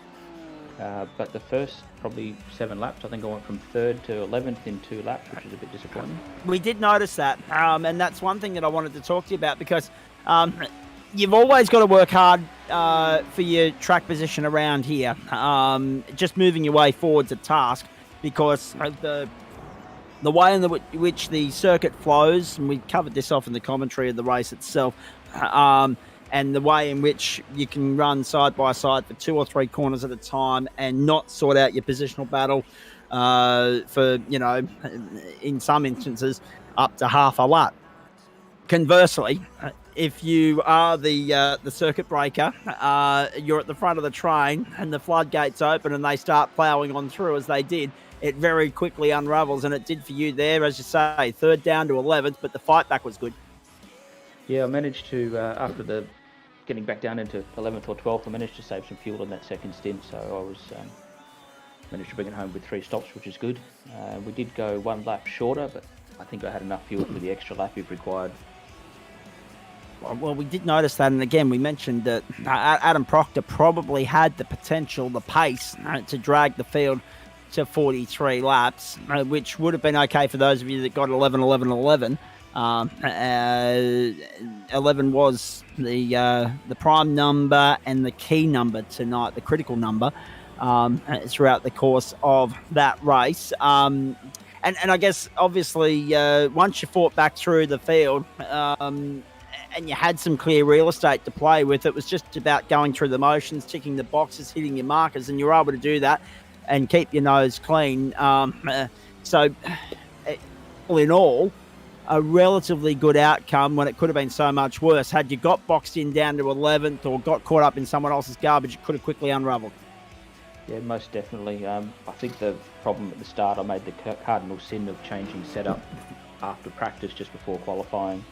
I think it took me a good 20 or 30 laps to get that, get back in the groove of that setup, and I think my fastest lap was at lap 40, so nearly an hour and a half worth of practice on that setup to finally put in a good lap at the end. Indeed, and now that you've grabbed that result there, and of course we already documented the win last week as well, if memory serves. I'm just bringing up the GT3 standings again, and I think Adam Lavis has finished crunching the numbers for tonight. So you didn't race week 2, you finished first last week, you finished third this week. After a pretty poor opening round, things have started to turn around nicely for you, mates. What are your thoughts on the rest of the season? Can you continue this upward trajectory and building on this? I hope so. I'm going to have to practice a bit more. I think I mentioned last week I was going to have to do that, and might take my own advice this week and actually put some laps in. But yeah, if I can get some good luck for the next couple of races, we might see how we go at the end of the season. Could be good. Indeed, and just on those tracks to come, it seems as though everybody's well aware of how challenging the next couple of weeks can be. Especially throw into the mix that Zandvoort's still relatively new to the server. We know the Hockenheim ring is notoriously difficult. Throw in the element of sprint racing, the splash and dash pit stop in the second race, not to mention also the invert top 10 aspect of that race as well. Yeah, it could be very interesting at Zandvoort next week. It's going to do some practice. Not sure about the pit stop in race 2 or whether it's worth saving, and so I'll see how it works out. Do some practice. The BMW is a bit new as well. Couldn't do any fuel saving in the Audi at all, so it's interesting in the BMW now being able to change maps and see how we go. All right, mate. Very nicely done. We appreciate you stopping on by. Well done. 2 podiums in as many weeks.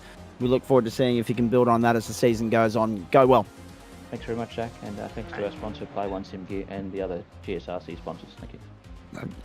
I'll Play One Sim Gear doing the work again. Great to have them still on board in some way, shape or form in a driver and team sponsor capacity after being a sponsor of the club there for a little while as well. Matty Dench, welcome into you, and congratulations again. This role that you're on in GT3 continues. The march continues, mate. Another clinical performance and dominant win, 43 laps around Road America. You led the bulk of them. You take all the points and probably all the bonuses as well, mates. Just talk us through the race from your perspective. It was started off pretty good. Qualifying went quite well. We dipped into the 201s there, I think 2017 for quali, and then we just sort of like cruised out in the start. Tried to be fairly gentle with the car on the right-handers and save some tyres. Took left tyres on the second stop, and then the last 2 stints we just sort of pushed along pretty hard. Now, the fact that you won by 32 seconds would suggest to me, and again, we're flying blind on this because we didn't see any of the race whatsoever. We're just going purely off the results that Adam Lavis had up on screen half an hour ago. It would suggest that it was one-way traffic and a glorified elongated practice run for you. Yeah, who was it? It was either Shane or Wayne stayed with me for a few laps, and then we just sort of managed to break the toe and just drive on from there. And that was the key, wasn't it? And we noticed it happen fairly quickly, actually, by Road America standards in Pro-Am and Am tonight, I should say. I'm still used to there being 3 splits, not bloody 2. But as soon as you can break the toe around here, that's as good as gold, isn't it? It's one of those circuits where the toe plays an enormous role in how the race plays out. If you can break that, you're on a winner. Yeah, I think you can kind of struggle if you're trying to follow a car through like the high speed corners, like the carousel and the kink. You'll get a lot of understeer, so you'll be lifting, and the car heads just flat out. All right. What are your thoughts on the next couple of weeks now? Because we know that sprint racing isn't always your forte, mates. You have tripped over a few times in those in that format of racing. I mean, everything went very well in the first time up on the streets of Belle Isle, Detroit, Michigan earlier this season, but Zandvoort and Hockenheim are completely different beasts. Yeah, Zandvoort might be. I haven't got a huge amount of laps there, but it's pretty decent track. The Lambo should do pretty well there, so we're just gonna have to be patient, especially in the second race. Yeah, exactly right. You're gonna have to bide your time and wait for your moment there, and Zandvoort particularly not easy for overtaking. There's very few legitimate, genuine overtaking opportunities around that little track. Yeah, you just got to set up corner before a couple corners before to try and get a really good exit and have your car positioned at the right spots. And the one thing, Liam Banks, that we'll probably be talking about next Monday night is just how bloody narrow the track is there in the Netherlands. Yeah, it really is, and it's the old configuration as well. So when the F1 went back there, they they banked it up to some of the corners to create some overtaking opportunities. But the Zandvoort in iRacing is old school, so it's all flat. So you really feel the narrowness even more because you don't have alternate lines for many of the corners. And given how many years it took them to reconfigure Indianapolis, we might be waiting till about 2030 for iRacing to get around to putting the banks on the circuit there in the Netherlands. I hope not, though, but at the same time, I'm not holding my breath. They're still working on rain, and then they'll probably go to work on red flags. Zandvoort's banking is very low on the priority list, I'd say, for the people at iRacing HQ at the moment. Denchi, let's follow up last Thursday night. Did you appeal everything that unfolded there, and how did it all go, please? No, I didn't appeal it, mate. It's fine. Oh. Well, there you go. Okay, so we called him across the line as the winner, but he wasn't, ladies and gentlemen, just to catch anyone up that missed that. It was one of those contentious sort of moments as far as that race and that championship was concerned. It was one of those decisions, with no disrespect to Hendo, because he stood firm on his original decision, but it was one of those that, because of different officials, different viewpoints, different interpretations, it could have gone either way. But Denchi's taken the medicine, and it's the first blip in the road as far as his Porsche Cup campaign is concerned, but he's still the championship leader, so no harm, no foul. Hey, mates, looking forward to Silverstone on Thursday, and then, of course, Zandvoort next week, but well done again tonight on another win in the first of the two longer races this season. Yeah, thank you, and looking forward to the Thursday race. Should be fun. It should be absolutely fantastic. Liam Banks, some final thoughts from you and some Driver of the Night nominations. The championship points are on the screen for everybody at home. Oh, I mean, the driver that'll be happiest is Reece Dixon. Look at that lead that he's got now. They were level on points with Chuck Fung Wong before the start of this race, and now miles ahead. But driver of the night in the amateur split has got to be Ian Hansen. He absolutely dominated the field tonight. Like we said, it was Dench-esque. And we don't see that too often I'm not seeing that in the amateur field, so good to see, and he absolutely killed it after swapping cars. Just going to point out too as well, he was actually level with Tim Fuge coming into the round tonight. Sorry, not Tim Fuge, Sean Rees, I should say, my apologies. Sean Rees was absent from the grid. Sean Rees was absent from the grid tonight, did not race DNR, and 0 points, so that will explain why Dickerson's been able to get on a little bit of a march there. And the lead is out to, 65 points. But again, a bit hard to read too much into it at the moment because we don't know what drop round calculations are going to do to this championship at the end of week 8 or week 7. So we'll wait and see on that. 5 Ferraris, a Porsche, 3 Bimmers, and an Audi in the top 10. Greg Heaney, the best of the Fords, in 11th, the best of the Mercs, Greg Paget, in 15th, and nothing else to report beyond that. No love for the Lambo or McLaren in that server at the moment. But yeah, some big movers there, particularly Adam Chiplin up the order very nicely as well. There's Matty Dench on a march at the moment. Jesus, look at that. 96 points already, Denchy.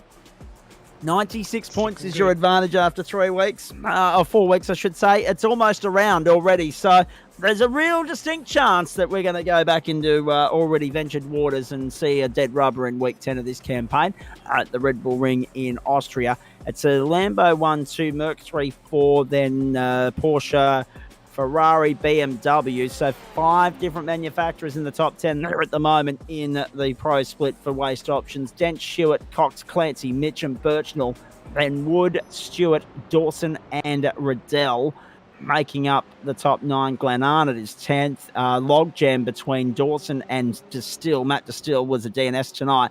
But those guys are separated by just 2 points. That for Logjam there in 9th, 10th, 11th, and 12th. Sorry, I missed Dave Riddell in all of that. He's actually there equal 9th. My apologies. So that's why I've put Glen Arnott in the 10 because it's an equal 9th situation. My apologies. 1 point separates Mitchum and Birchnell. 7 points separates Cox and Clancy, but 12 points covers the 3 of them when you take Wayne Hewitt into the equation, into the mix there as well. Hewitt and Cox have moved up. Clancy's dropped down with a 7th place finish tonight. And Cox and Hewitt rounded out the podium behind Denchi there. So again, Lamborghini dominating at the moment, but the Mercs offering some resistance. Yeah, geez, that was a good fun night. A lot of action, a lot of entertainment, a lot of drama. A 416 Side Hustle Racing lead the teams championship at the moment. That's Dickerson and Holland.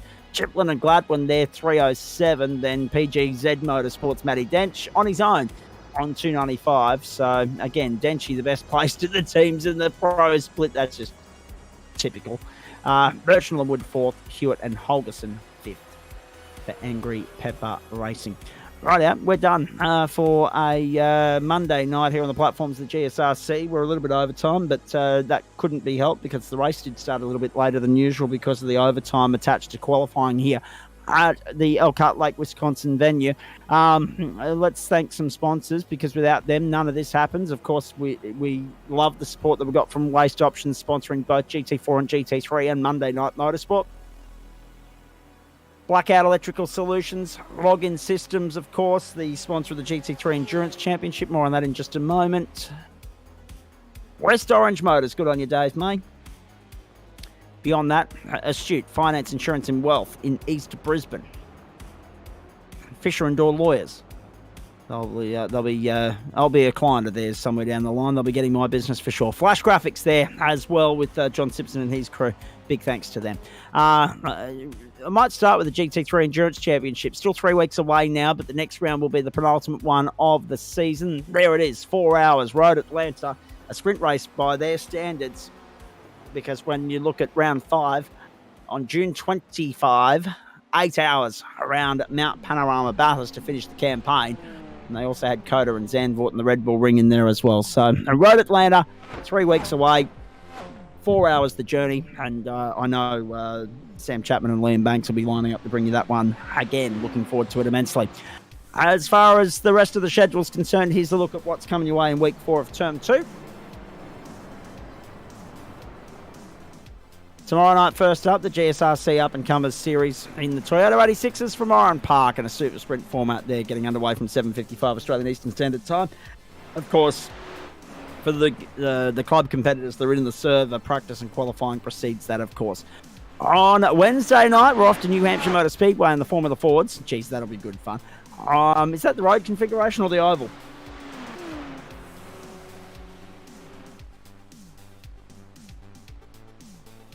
So it's like the Southern Oval Road. So it's one of the road courses, but I think it doesn't have either the final chicane or the first chicane. So it's doing one half oval end, and it still goes out into the car park and then comes back in. Oh, very nice. I like it. New Hampshire Motor Speedway for GSRC Formula Ford, 7:30 Wednesday night. 3 sprint races attached to that. Then on the back end of that, we've got the Circuit de Spa-Francorchamps round. The stop of the calendar for the Supercar Championship, 8:45, 40 minutes there. And that will be well worth the price of admission. Thursday night on broadcast, of course. Grant Gill and I steering you through that. We're off to the Ritz-Kogan Motor Centre. The first of 2 rounds in which you'll see the Clio Cup cars in action. That'll be 2 sprint races, 7:30 Eastern Standard Time, followed by the Blackout Electrical Solutions Porsche Cup from the Silverstone Grand Prix circuit as we head to the United Kingdom once more. 40 minutes the journey there, and that is just the standard single race format this time round after 60 minutes around Le Mans last week. Friday night, Wings and Slicks coming your way, of course. The USF 2000 cars from Alton Park. That's from 8:30 Eastern Standard Time, 2 sprint races. Saturday night, we're in the Porsche Cup 992 cars around Mount Panorama for the Mountain Men 200-kilometre race. And then next Monday night, we've got an all-European affairs, Spain and Holland on the agenda. We're off to the Circuit de Jerez, first up in Spain, the newest track on the server in iRacing at 7:35 Australian Eastern Standard Time for the Waste Options GT4 Challenge. This will be, of course, round 5, the race that gets us to the midway point of the campaign. And, of course, on to Waste Options GT3 and the AM split from the Circuit Park Zandvoort, and 2 sprint races there coming your way. So we're excited about all that and more as we rapidly race toward the midway point of Term 2 of the season. From Adam Lavis and Liam Banks, I'm Zach Caban. Hope you enjoyed Monday Night Motorsport on the platforms of the Gentleman Sim Racing Club across Facebook, Twitch and YouTube as much as we enjoyed bringing it to you. High drama at the GT4 outing at the Nürburgring in Germany, or high drama in that race, I should say, but it was eventually won by Jared Knight. 4 different winners to start the campaign in Waste Options GT4, and a championship that is well and truly alive. And in GT3, Ian Stahl Hansen took out the AM split in emphatic style, albeit in a car that he is not registered in. So he won't take all the biggies there, but he's not contesting the full campaign, so it matters little. Matty Dench doing what Matty Dench does in GT3. And quickly before we go, don't forget as well, ladies and gentlemen, to sink your teeth into some of the merch available in our stock there on our official club website, gsrcmerch.myshopify.com, and there's plenty of different options there for your pleasure, be it that you want a bottle opener or a stubby cooler or a t-shirt or a jumper or whatever the case may be. So go and check that out and grab yourself some very good quality GSRC merch. On behalf of the entire broadcast, commentary and production team here, I'm Zach Caban. Hope you enjoyed that. If you didn't, you're difficult to please because it delivered from first until last. Sure, a little bit lackluster in parts of the GT3 race once things actually settled down. But with so many different variables being thrown at us throughout the course of the night, we had no shortage of content, no shortage of talking points, and that's the way we like it. And, of course, GT4, it was a very frantic 25 minutes it delivered from first until last. Very little in the way of overtime tonight, 12 laps in the GT4 race, 42 here in the AM split, 43 in the Pro. But one thing remains the same. Matty Dench is in complete control of the Pro split. And the AM race that we're going to keep our eyes on over the course of the next couple of weeks is also well and truly alive, despite the fact that Dickerson has a 65-point advantage at the moment. Any mistakes, any fumbles, any unforeseen circumstances, it could throw a spanner in the works and shake things up, and we don't yet know what the drop rounds are going to do to the state of play. So stay with us over the course of the next 6 weeks. There's plenty to look forward to. We look forward to your company Thursday night when we bring you the production car action from Norway, and then we head to Great Britain, of course, for some Porsche Cup action as Term 2 continues. Until then, have a great evening, everybody, and we look forward to your company on Thursday night. Until then, on behalf of the team, I'm Zach Caban. Bye for now.